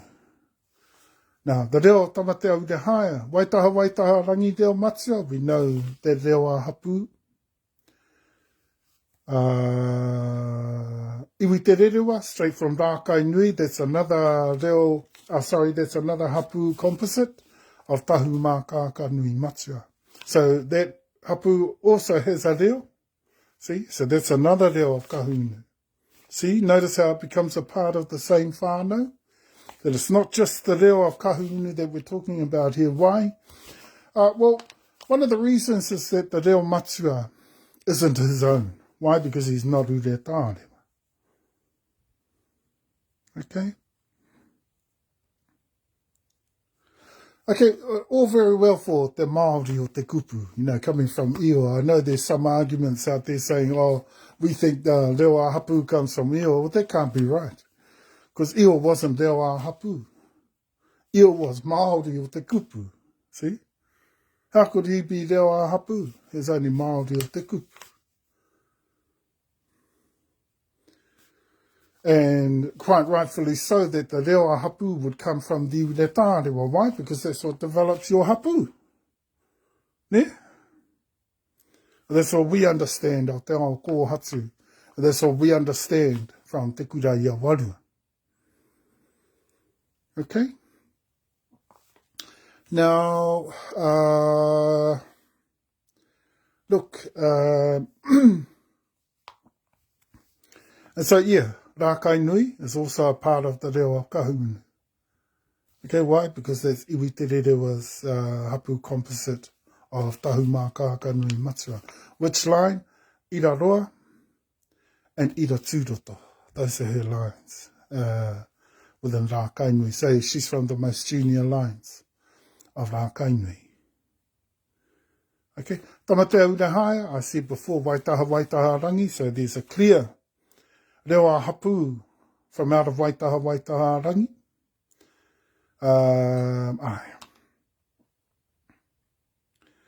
Waitaha rangi. Okay, there's two reo. And then there's a third one for Moteo Urahaya. See how there can be three? And so for most hapu composites, you can have at least most have about three. Okay, but there can be 3 to 6, 3 to 7. Okay, depending on the sort of hapu composite, where they are in the senior rankings, blah, blah, blah. Okay, and this is why we have 16 at our core. We have one reo matua, which goes to all of the tribes. All of the tribes spoke our reo matua, so that gives Waitaha rangi 4 reo. See how the reo, and this is how reo operated within iwi. You have various tribes that, I hate to say it, but I can't think of another word, but qualified, or quantified, I guess. They were quantifiable to certain reo. And I can say that because we know that Waitaha rangi hapu composite didn't have a reo hapu. They had a reo hapu, but they didn't have a reo hapu. So they didn't have reo pō kerekere either. See, and that's the beginning of reo pō kerekere, reo hapu. Okay? See? But other hapu composites did. Okay? And that includes around, the top 6 of Tahumaakaakanuimatua. So of those 16 reo, a number of them would go out to certain hapu. Of those 16 reo as well, some of them will go out to those 16 hapu. So we've got the 12, and all those 12 and plus all of the 16 reo of Tahumaakaakanuimatua Central, all the reo of Tahumaakaakanuimatua. Okay, so you have 21 reo in Tahumaakaakanuimatua. That's an iwi reo makeup. Hugely complex, eh? Hugely complex.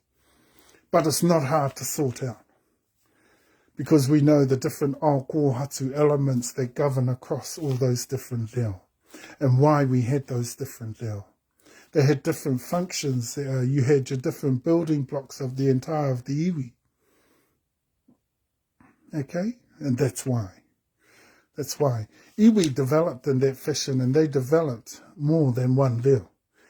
And this is why we need to be open in the mind, open-hearted to the diversities that there are when we're talking about customary identity, when we're talking about, people talk about money. Now I can't think of that word, identity. Someone give me a word for identity, please. Yeah, I just can't think of that at the moment. But customary identity is very, very diverse. Okay? And one reason I know that we were very, very open-minded people, our tupuna were very open-minded, was because we knew our diverse lineages. And so where we went, we acted and we committed to those lines. Okay? Within the lands of Tahumaakaakanuimatua, for instance, Tahumaakaakanuimatua was my tribe. When things went wrong between Tahumaakaakanuimatua and others, I stood up for Tahumaakaakanuimatua. But that doesn't mean to say I wouldn't do the same for all my other iwi. See? We have very open minds. Because, not only am I Tahu, even though that's my main line of iwi, also Moai, I'm also Te Awa, I'm also Awa, I'm also Te Atiawa, and I'm also Māmoe. So I've got 6 iwi, remember me saying that? And so, the different reo had their functions, and so certain composite tribes got those reo. And this is why you had different numbers of reo among tribes. And I think Waitaha Rangi had about 6 all up. But they didn't have reo Hapu, and they didn't have reo Pōkerekere. Okay, and that's what we know about the reo of Kahungunu. And they definitely didn't have their own reo Kahungunu, because Kahungunu was only an uri composite. Okay, and uri composites usually are subgroups, tribal groups that made up the consistencies of Hapu composites. And Hapu composites are tribal consistencies of groups that were official Hapu that made up iwi. And then there are iwi composites that also are part of iwi, like Māmoeas, like Tahumaakaakanuimatua, a composite iwi, and so is Kahu, a composite iwi of Māmoe, both of those. And all 3 of them are composite iwi of Tahumaakaakanuimatua. Okay? And then you have your whānau composites, and remember the different sizes of whānau I spoke about last week. Okay, why am I explaining you all these things? Because these are the different elements and consistencies that kahungunu rangitane do not have, and which point to this whole process as being a fraud. The whole deal that they're talked about is a fraud. They don't even have the substance to claim to be the LNG. By rights, everything should have been handed to us by now. Because it hasn't, we're targeting the courts and a conclusion in Supreme Court, and with the police taking care of things after that for us, if we don't get control of the whole of the settlement, if we don't get control of the whole of the steel. Or it's not agreeably made out with compromise to us, which would be a deal that we would sign. So that would still give us top control of everything that is ours. And that's what we've been aiming for. We think kahungunu rangitane have just been cheeky because they don't like the idea of us saying that we want everything that is ours because they believe that we have theirs. Well, where's the proof? They haven't got any proof. Now, just merely saying through the process that you own us, that doesn't mean you own us. You've got to have the proof. You haven't even got a deal in kahungunu. How can you claim us? We got 21. You haven't even got over that tārewa. We've got 12. How can you claim us? You know, it has to be pōhewa what you're claiming. You're claiming a tahu that doesn't even exist and is pōhewa or imagined. Okay, that's, my words to the kahungunu.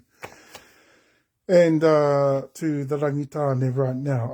I'm going to diverge, and I've got that written in here, because I've given you a little bit on what a niwi is, and hopefully you understand. All these areas of substance, they have none of that.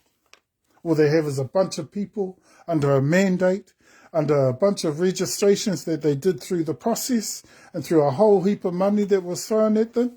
And they managed to get it all going under the process, and that's it. That is not tūturu. They did not have a tūturu traditional mandate before they did all that. See why their claims were always going to come out illegal and faulty and part of a whole fraudulent idea, which is what I think the whole of this process is.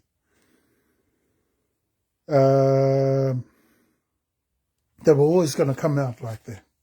Why? Because they did not have a traditional mandate like we have. And this is why we just stopped right there. Where we stopped? Yeah. Because we knew the process was trying to stop us and hold us back from getting all our signatures and all our people officially through. And that didn't worry us. So we just stopped right there. We thought, it doesn't matter. We've got the traditional mandate anyway. We could still count our people through. We counted them all through 280,000 plus. And we laughed. We laughed. Because that included the 41,000 plus stuck under them, seconded by their silly little fraudulent, illegal, criminal process. Okay? Now, yeah. So, 12 uretārewa, this is how iwi can end up similar to ours. Okay, all the 7 iwi are similar to ours. We have 280,000 plus in our iwi. We have 12 uretārewa. Masses of uri composites. 12 uretārewa hapu composites. 280,000 in population. We have 16 reo at the core, 21 altogether, 12 reo matua right throughout.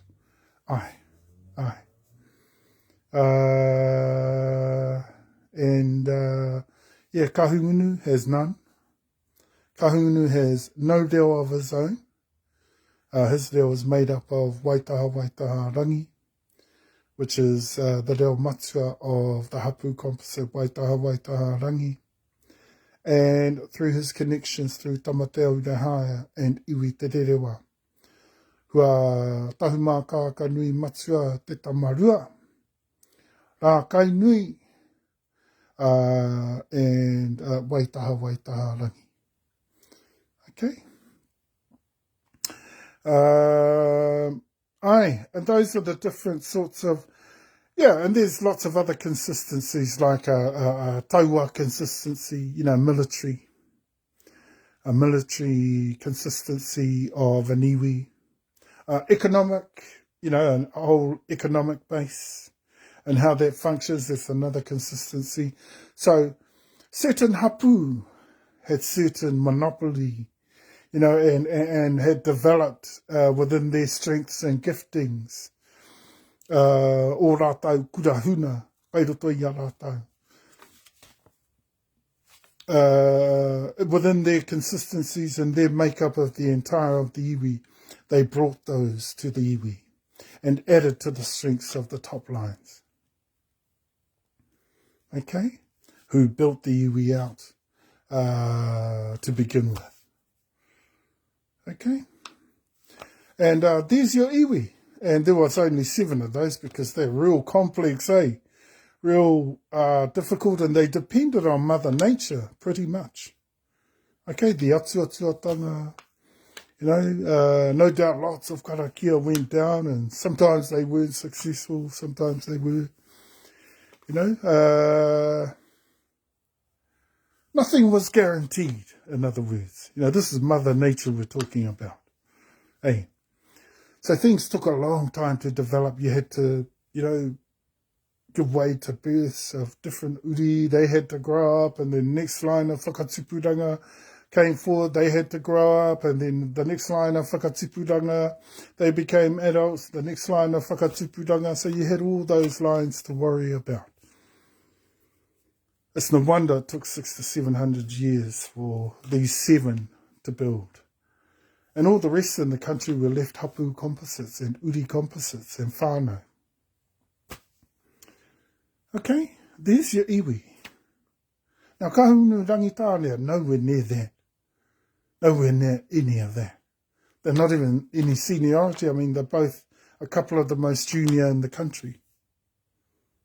You've got to have seniority to build iwi. We've studied all 7 iwi. You've got to have seniority. Okay? Because that's a part of it. And you've got to have a power house, ariki, taiopuru. And each of them have that. No other tribes have that. Okay? But although our lines marked the most senior in the country, there was still a line of seniority to juniority within them. And we're part of the top line. Okay, awa te atiawa nui no runga te rangi are the bottom lines among those tribes, among those primary iwi of the country. Why tell you about all of that? Because that would help you to understand how way off the mark the Crown is, the kahuna and rangitānea. And this is the same evidence we're going to bring to the court. None of these groups, none of these groups, is what I'm going to say, none of these groups have these componentries or consistencies. Here we are talking about iwi, Your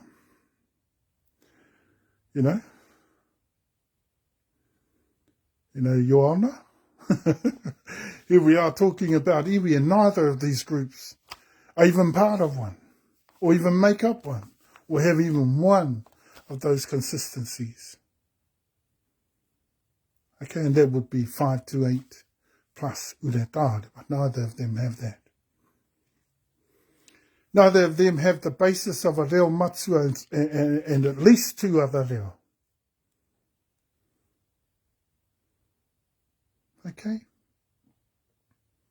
And only one of them has an uretare. One uretare between them. The Crown has nothing. The Crown, as far as we're concerned, doesn't even hold legal right in any of our lands. And here they are trying to tell us what to do with our signature where our resources and lands are concerned. The Crown wouldn't know. They're going to get us signing nothing until they add our tūturutanga to the mix. They can't just force us under kahunu rangitāne like they're trying to do. That is illegal.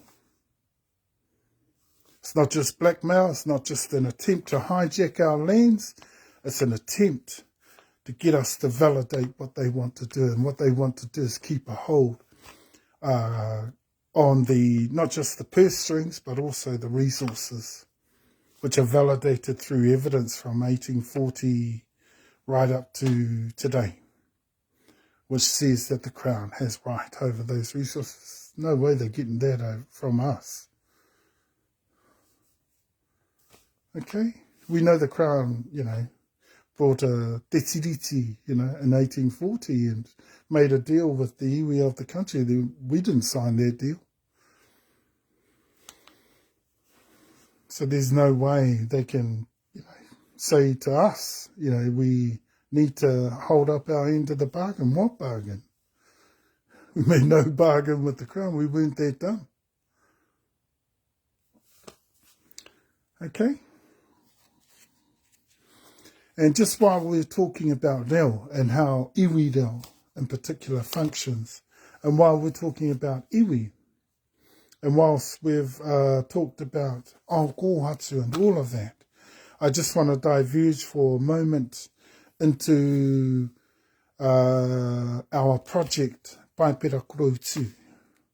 Okay, the Holy Bible Project. We're still on the road to, I've got about 20 books left, 19 or 20 books left in the Old Testament to read. I've been reading both the Old and New together.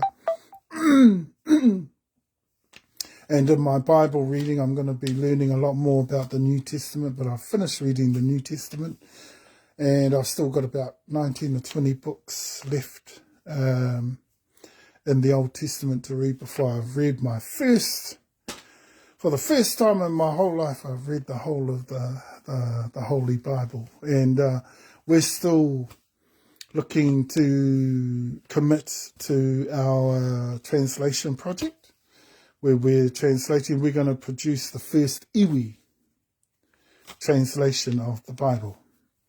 So this is going to be in the reo of Tahumaakaakanuimatua. In the first instance, the reo Hapu of Tahumaakaakanuimatua. So that's the first level of our pōkere. That's about level 6. And level 5 will be in there as well. The reo Hapu of Tahumaakaakanuimatua. Okay, now what we have, we are not starting there yet, but I've still got 20 books left. And we at least want to be getting through my second reading of the Bible, because I'm going to start all over again, read it again, because there's so much more to learn. And no doubt I'll keep learning through the Bible. But we've also decided that what we would do is also translated in our reo matua, reo hapu as well. But we will change the version of that particular translation of the Bible. So we'll keep the reo hapu one in the New Language Translation study, Life Application Study Bible. I can't reach it at the moment, but I showed it to you in Tahumaakaakanuimatua Settlements 2023 at one time. So look back out, I think it was in February, I showed that. Big, huge Bible, and we started off wanting to translate that. Now we're also going to translate into Te Reo Matua and Te Reo Ahapu of Tahumaakaakanuimatua, the KJV, which is the King James Version of the Bible. Now, before we do any of those translations, the reason for that is we don't want people to go back and align our translation of the Bible in our reo hapu with the current reo translations of the Bible, which are not iwi translations. Okay? They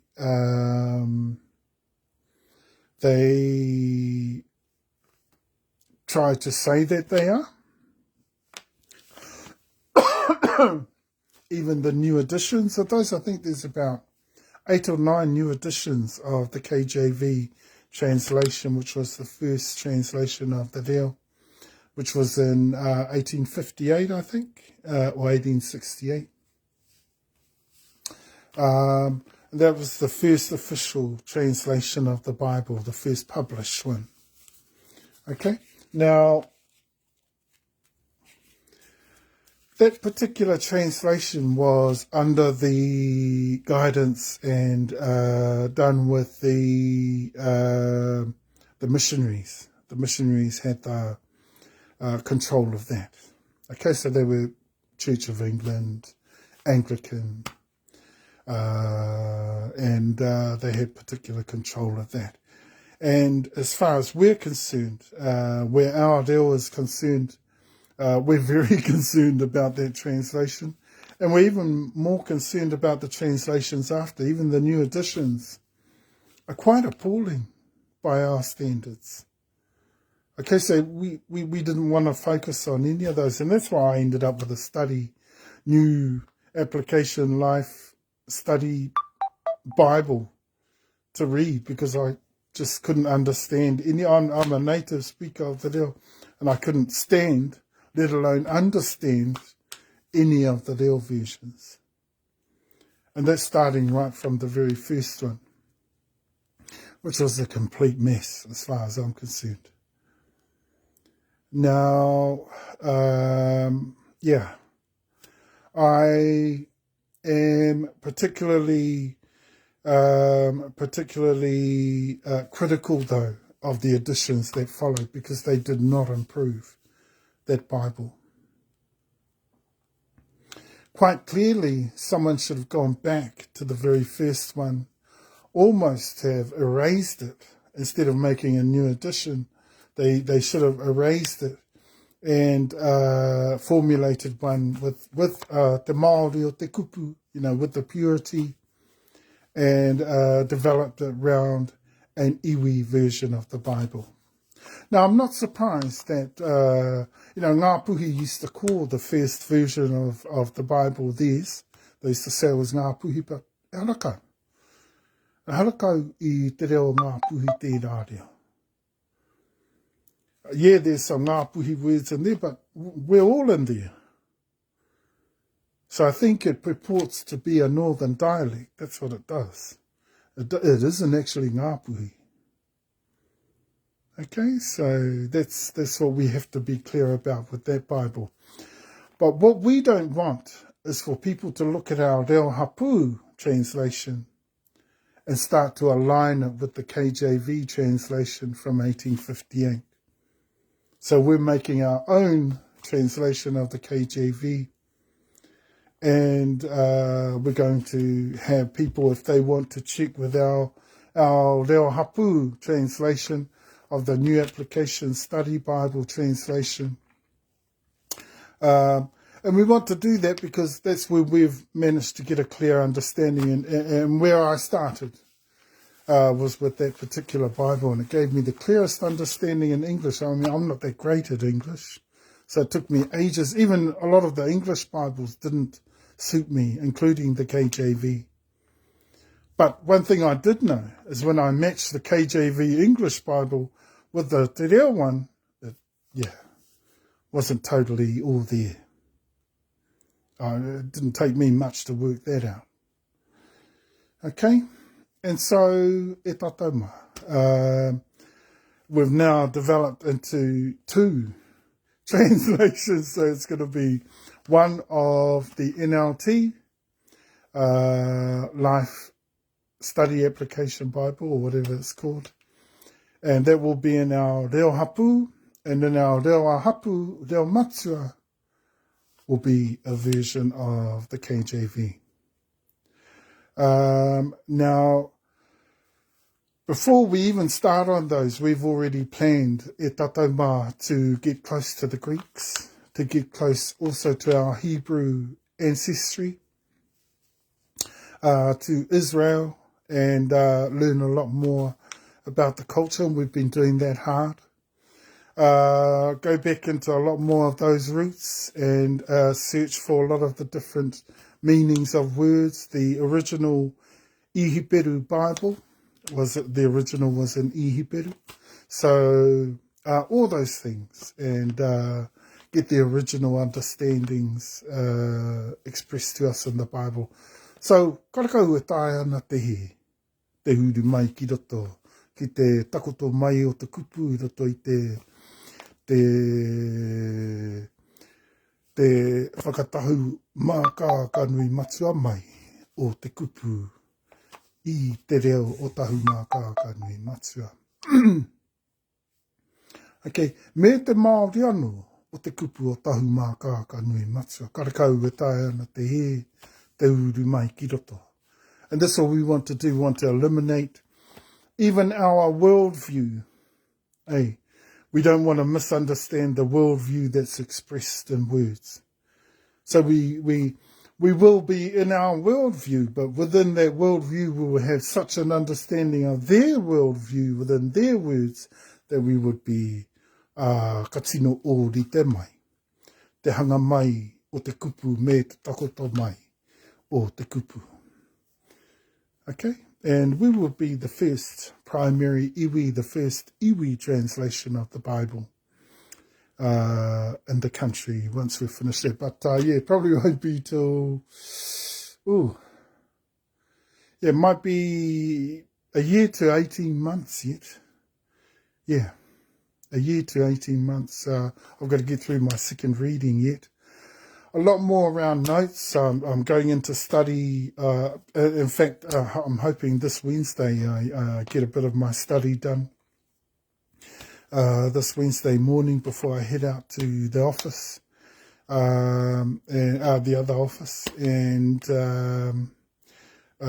get to work on some of the pressing stuff we've got at the moment. But I'm so glad we've got through these parts of settlements and stuff like that, which has cut into a lot of my other stuff that I like to do, and especially around my biblical understanding of things and the spiritual, a lot of the spiritual, and of course my Christian walk with the Lord. I love to do things, that help me to focus more on that and on the Lord. Okay, so this project is a huge one for us, but we've branched out to that because we don't want people to start aligning our kupu from our reo hapu, because what they'll find is that they're totally different. Totally different. Yeah. And that our translation will more so come from the understanding of the original KJV, which was in ihiperu. And also some understandings of a lot of, because Greeks, Romans, ihiperu, a lot of their words, etc., were utilized in the original Bible. A lot of the different translations that came about started to develop in their ways. But we in our translation, in other words, we don't want to develop any new meanings or add anything different to the actual true meanings or what was planned by the Lord to express through the Bible. We know that to get true clarity is really tough now, but we're going to go all out. So it's going to take a while yet. It might be another year or so, 18 months or so, before we even start. And I would have got through most of my second reading by then. Yeah, so I'll be, we're around about now. Around about with 20 books left. And mind you, I might just read one at a time. My second reading, I'll read the Old Testament first, then go into the New Testament. Yeah, so we're going to produce two now because we don't want people to look back at the early one and try to align our reo with that as well. Because that's a natural progression. When it comes to te reo, people will go back to the original translations and they'll start matching up kupu for kupu. And we don't want that to happen. So that's why we started to focus on that. And we want to get the utmost clarity we can get. And this is why we started working with the ihiperu, or the Hebrew people. Israelites, we're going to come into contact a lot more with Israelites, all our cousins in there. And also with the Greeks, the Greek people. And we're going to do lots of work. We don't know how long that's going to take. But I'd say it'll take some time. I mean, it might even take some months for us to learn some things with them. Who knows? We'll have to play it by ear.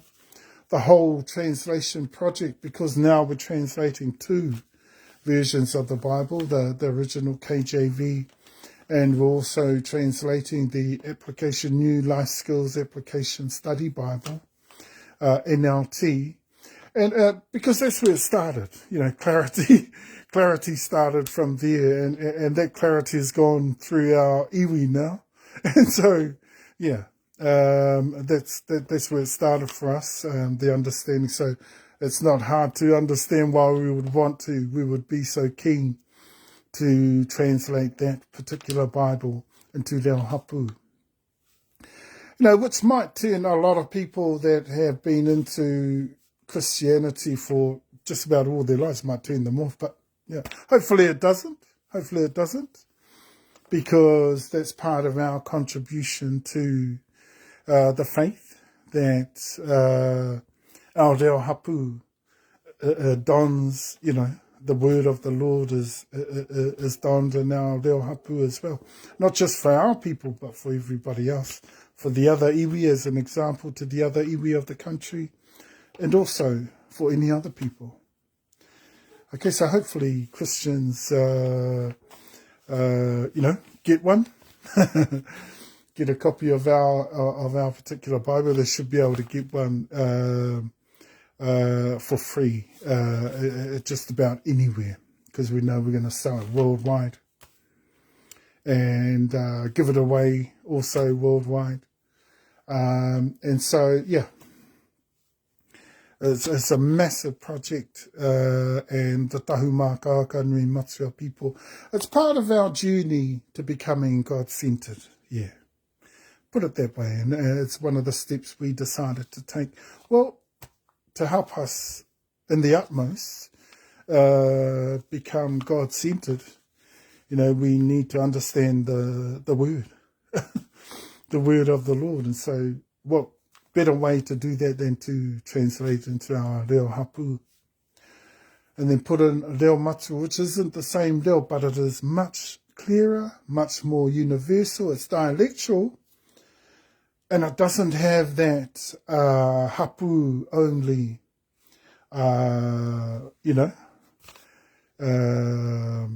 it doesn't have that tūturu restrictive around its consistencies, like reo hapu does. Remember, we released the reo hapu biblically. We released that, but usually reo hapu wouldn't get released to the open public. Well, we're going to release that. What we don't want is for people to align with the KJV translation that exists at the moment and all its new additions. We want them to align with this one, with this KJV translation that we're going to put out in our reo matua, which is a universal version of our reo, and reo hapu. So it'll also be interspersed with our dialectual consistencies of our reo. So it should be a lot clearer in the reo, okay? So that'll be a lot easier to understand, and you'll see the difference between reo hapu and reo hapu and reo matua. Okay, ooh, that's a big project, eh? And it might end up taking us 5 years. Who cares? Who cares? I just can't wait to get started.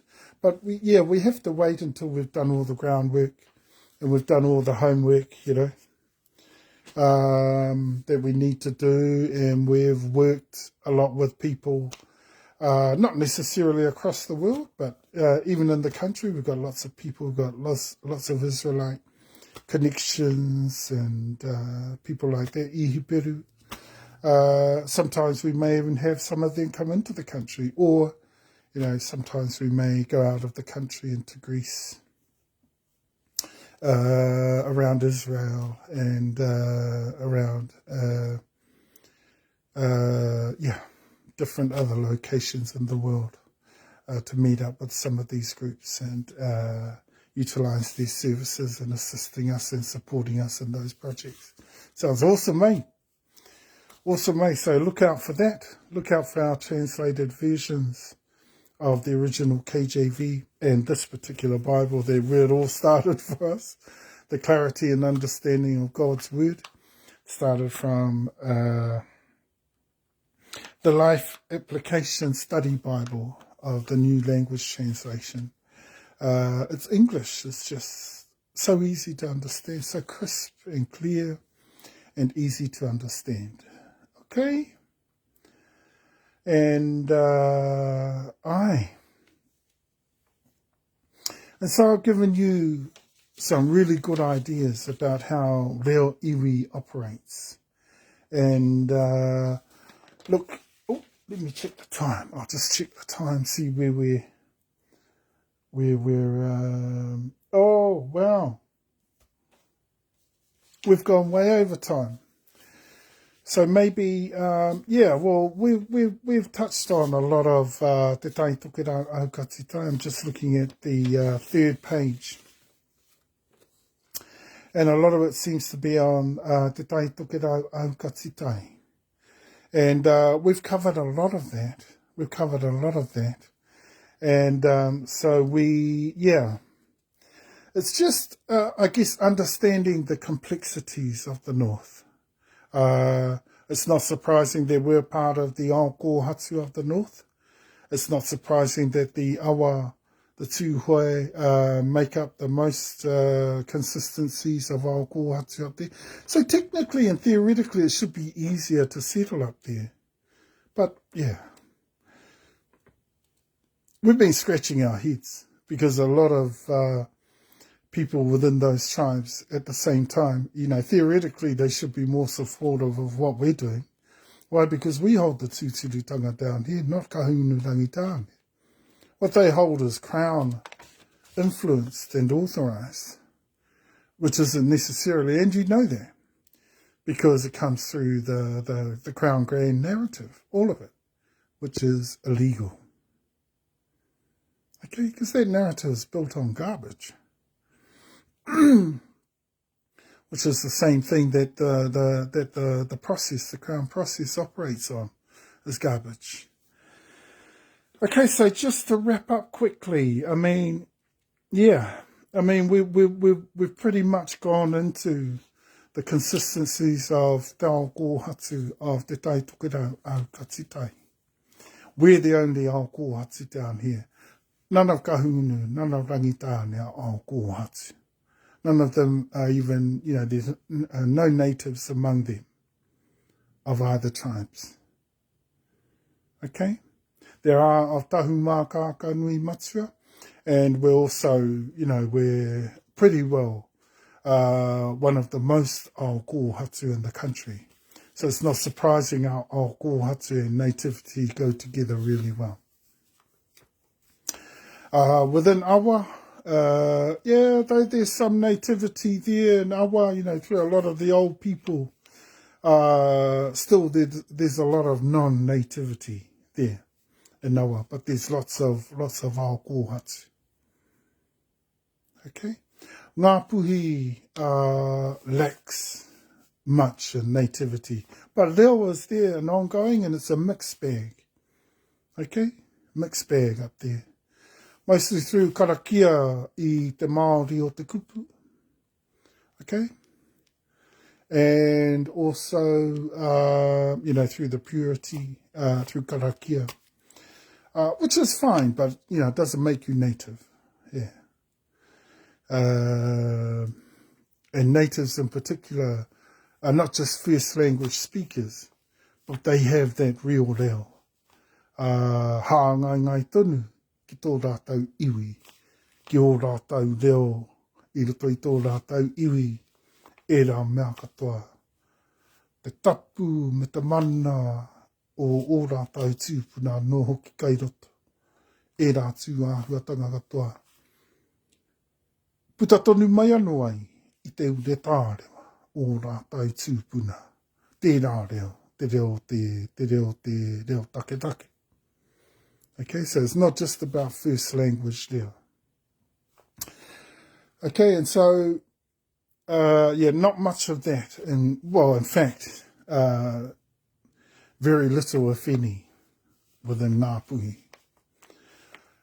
Yeah, there's book in there, but, there's a lot of non-book as well. Okay, so we know the complexities up there. We're not silly.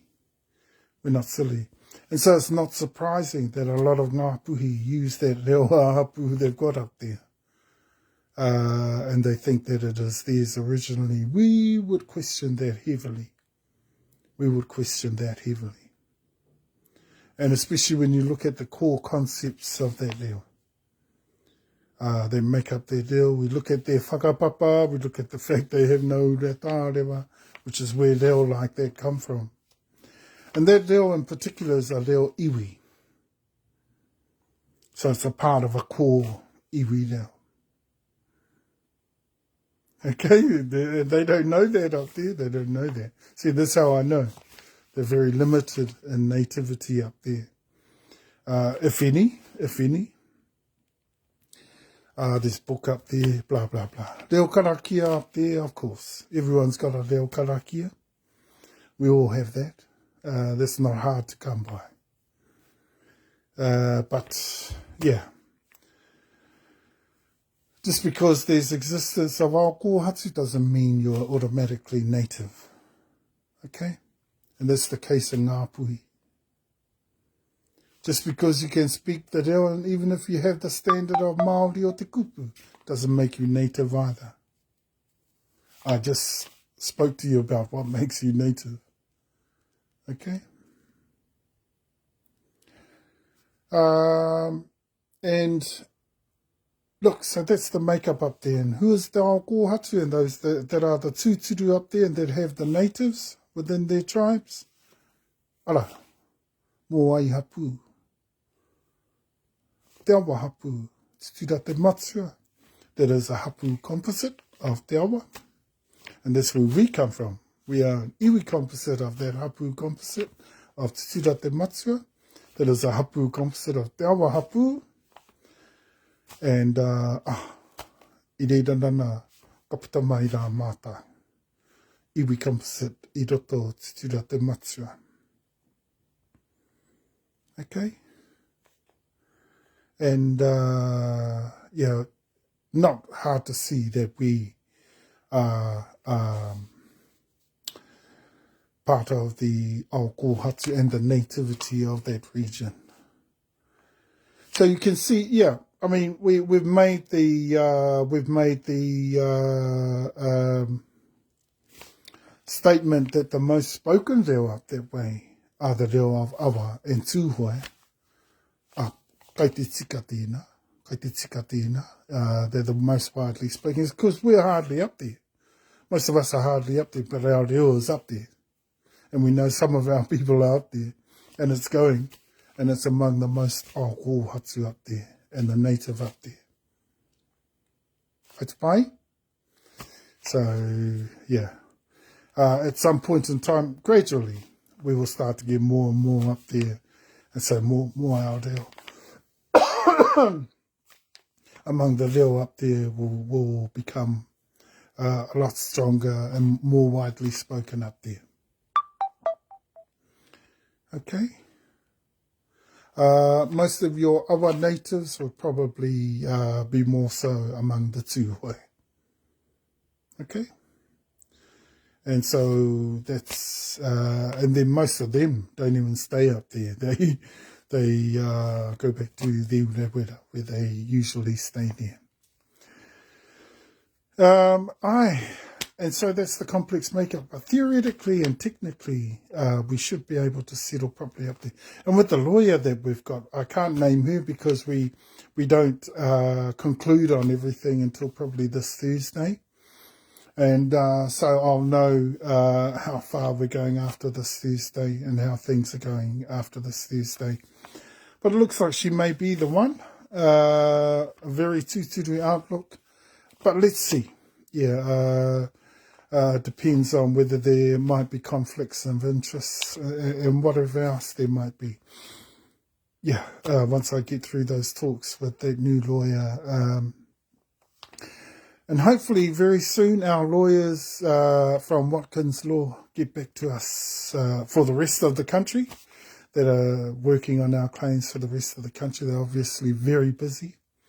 I've even sent message down there to the, up there to them. And yeah, they still haven't got back yet. So yeah. Well, tonight's the night that Whakatapu ai I te mea nahuki te pōrani o te āhuatanga ki enei kreme tāhai tonu, kreme harahara tonu o ka hunurangi tāne.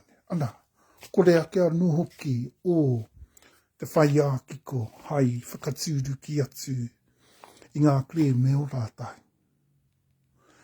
Ka hore hoki o rātau tūru ki atu ki ngā taunaha nahatanga ki e nei rohe wenua. Karekau.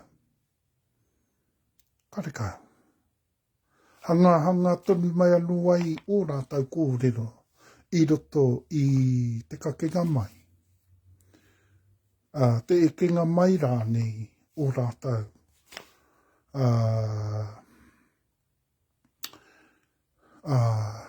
I tēnei wā, ki roto ki ngā rohe wenua nei.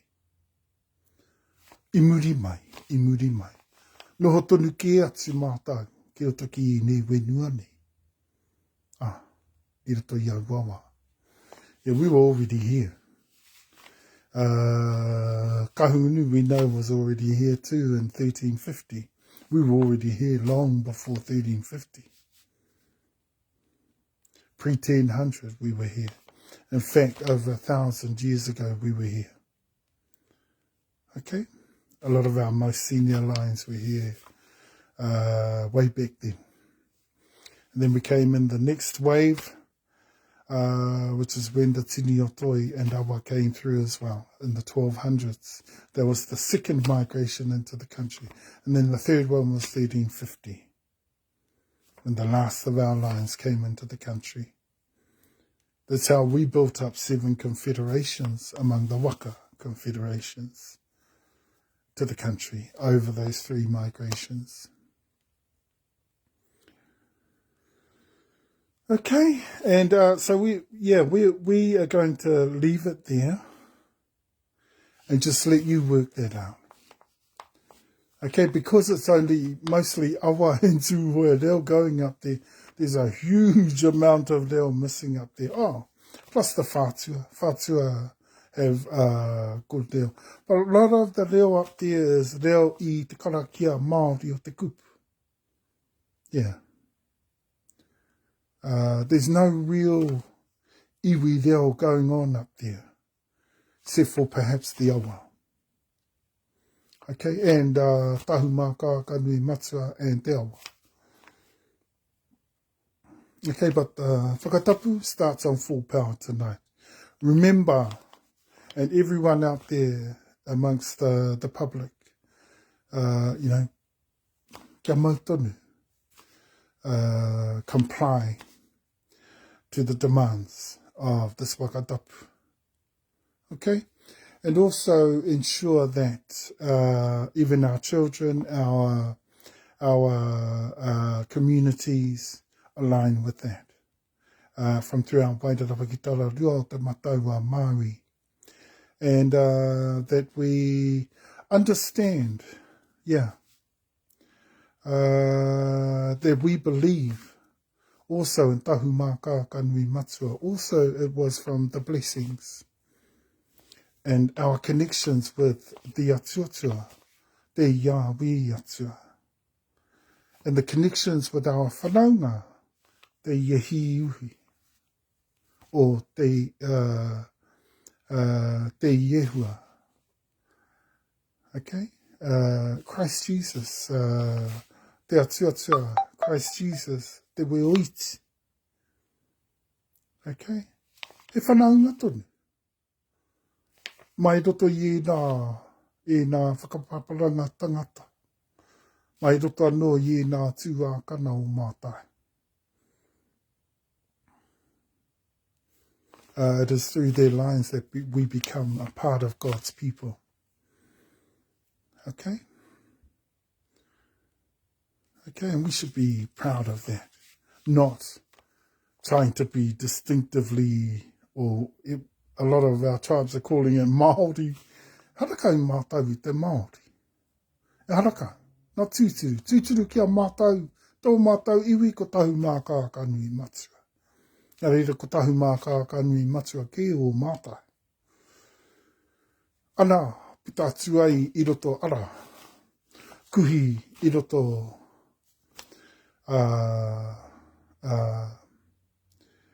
e rā tāngata. Kei nini, e rā tāngata katoa noa, I he rā era, hurara. Te mea. Kui e ira ke ko mātai. Puta atu anō ai I roto Hawaii ki nui, I roto teirihia. O mātou whanaunga no I la pita. Uri tonu mai anō ai. Kiriki, kiriki, kiriki. I te whenua tonu I te motura, te motutere ki uru. Okay, and we brought all of that here when we came here. Nā reira, kai te he kia mātau, tā tūhoe tā awa. Koe nā hoki te mate o itahi o te mea o te kōrero a tūhoe a awa. Hanga, you know, a lot of the kōrero is so narrow, whaiti nei rā. Te āhua o te titiro o te kōrero rā, o te takoto mai o te mea. It's so whaiti, eh? So whaiti anō rā I rā kōrero katoa. Now there's no kare tahe ana te neke, te nuku haere. No flexibility katoa no I rā. Tū āhuatanga katoa. Kare kau.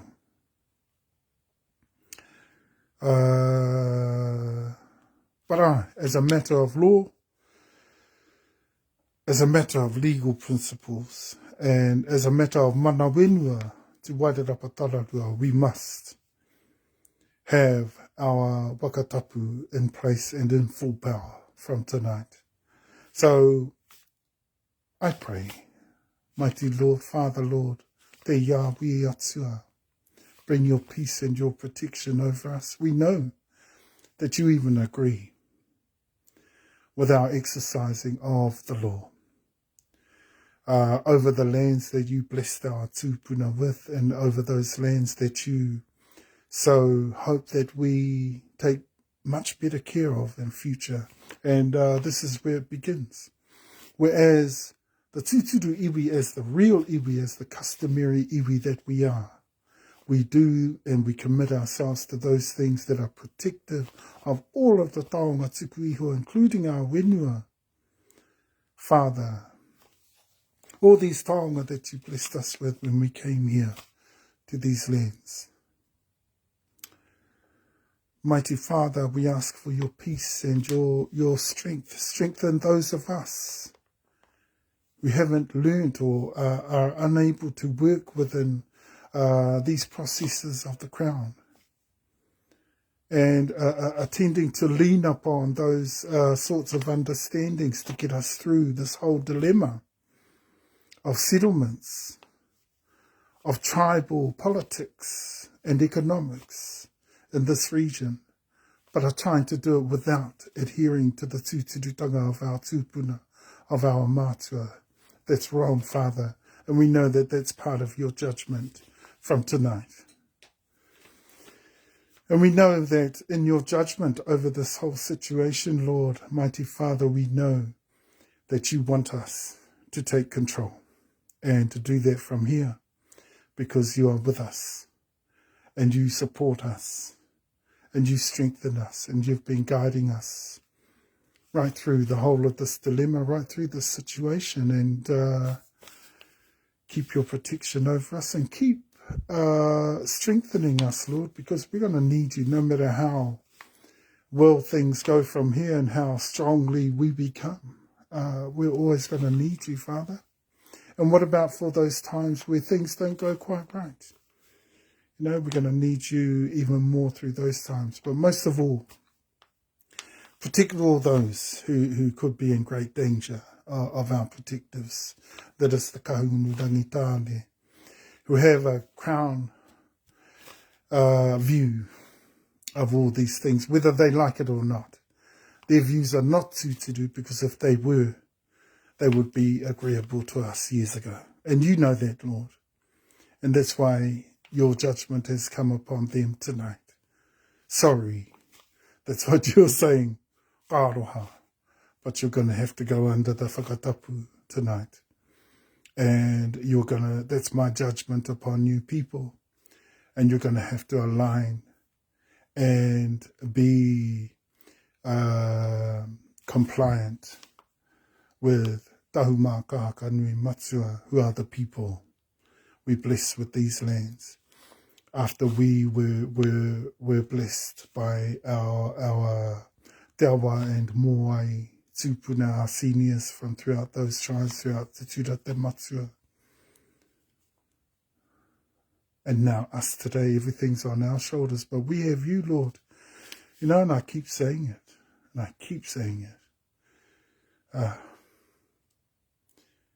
You know, Lord, if you be for us, whosoever, tell me who could be against us, because I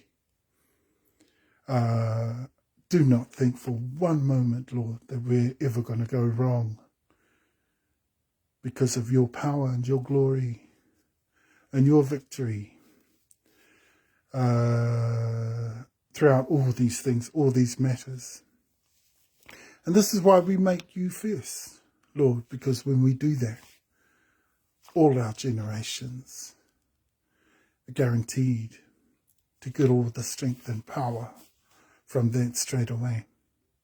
And so we praise you tonight. We continue to pray and ask for your strength and power over us at all times, even right through the times now of the Whakatapu. We know that it is there to keep our taonga safe and keep them from the non-compliant. And of course, the criminal activities of those around us acting through this flawed process and the illegal manoeuvres of this process and this particularly defrauded agreement that they still have on the table to our understanding, Lord. Help them to understand that the new agreement and the compromise are the only way forward with any such agreement with us. Otherwise, they must remain under this Whakatapu. In Jesus' name. Amen. Pāpiti hono ka tātai hono.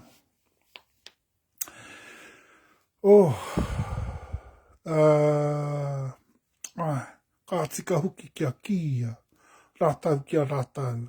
Tātau māno kia tātau māno. Tātau te kāno hiora kia tātau. Kai te mihi atu. Tātau anō ka karamui tonu mai anō ai. Ngā kōrero katoa. O Tahumaakaakanuimatua, ki ngā whakataunga klia me ki wairarapa ki tararua o te matau a Māui. Wa putats, kai te rukipo, ki raro te Whakatapu, o tō naiwi matua, tōna mana whenua, tūturu, kai te mihi atu. Kai te mihi atu, tēnā rā tātou. Tēnā rā tātou e whakarangatira ana ngā kōrero. Me mātau hoki. Me mātau hoki. Kai te mihi atu, tēnā rā tātou. Mauri ora. Kahuri.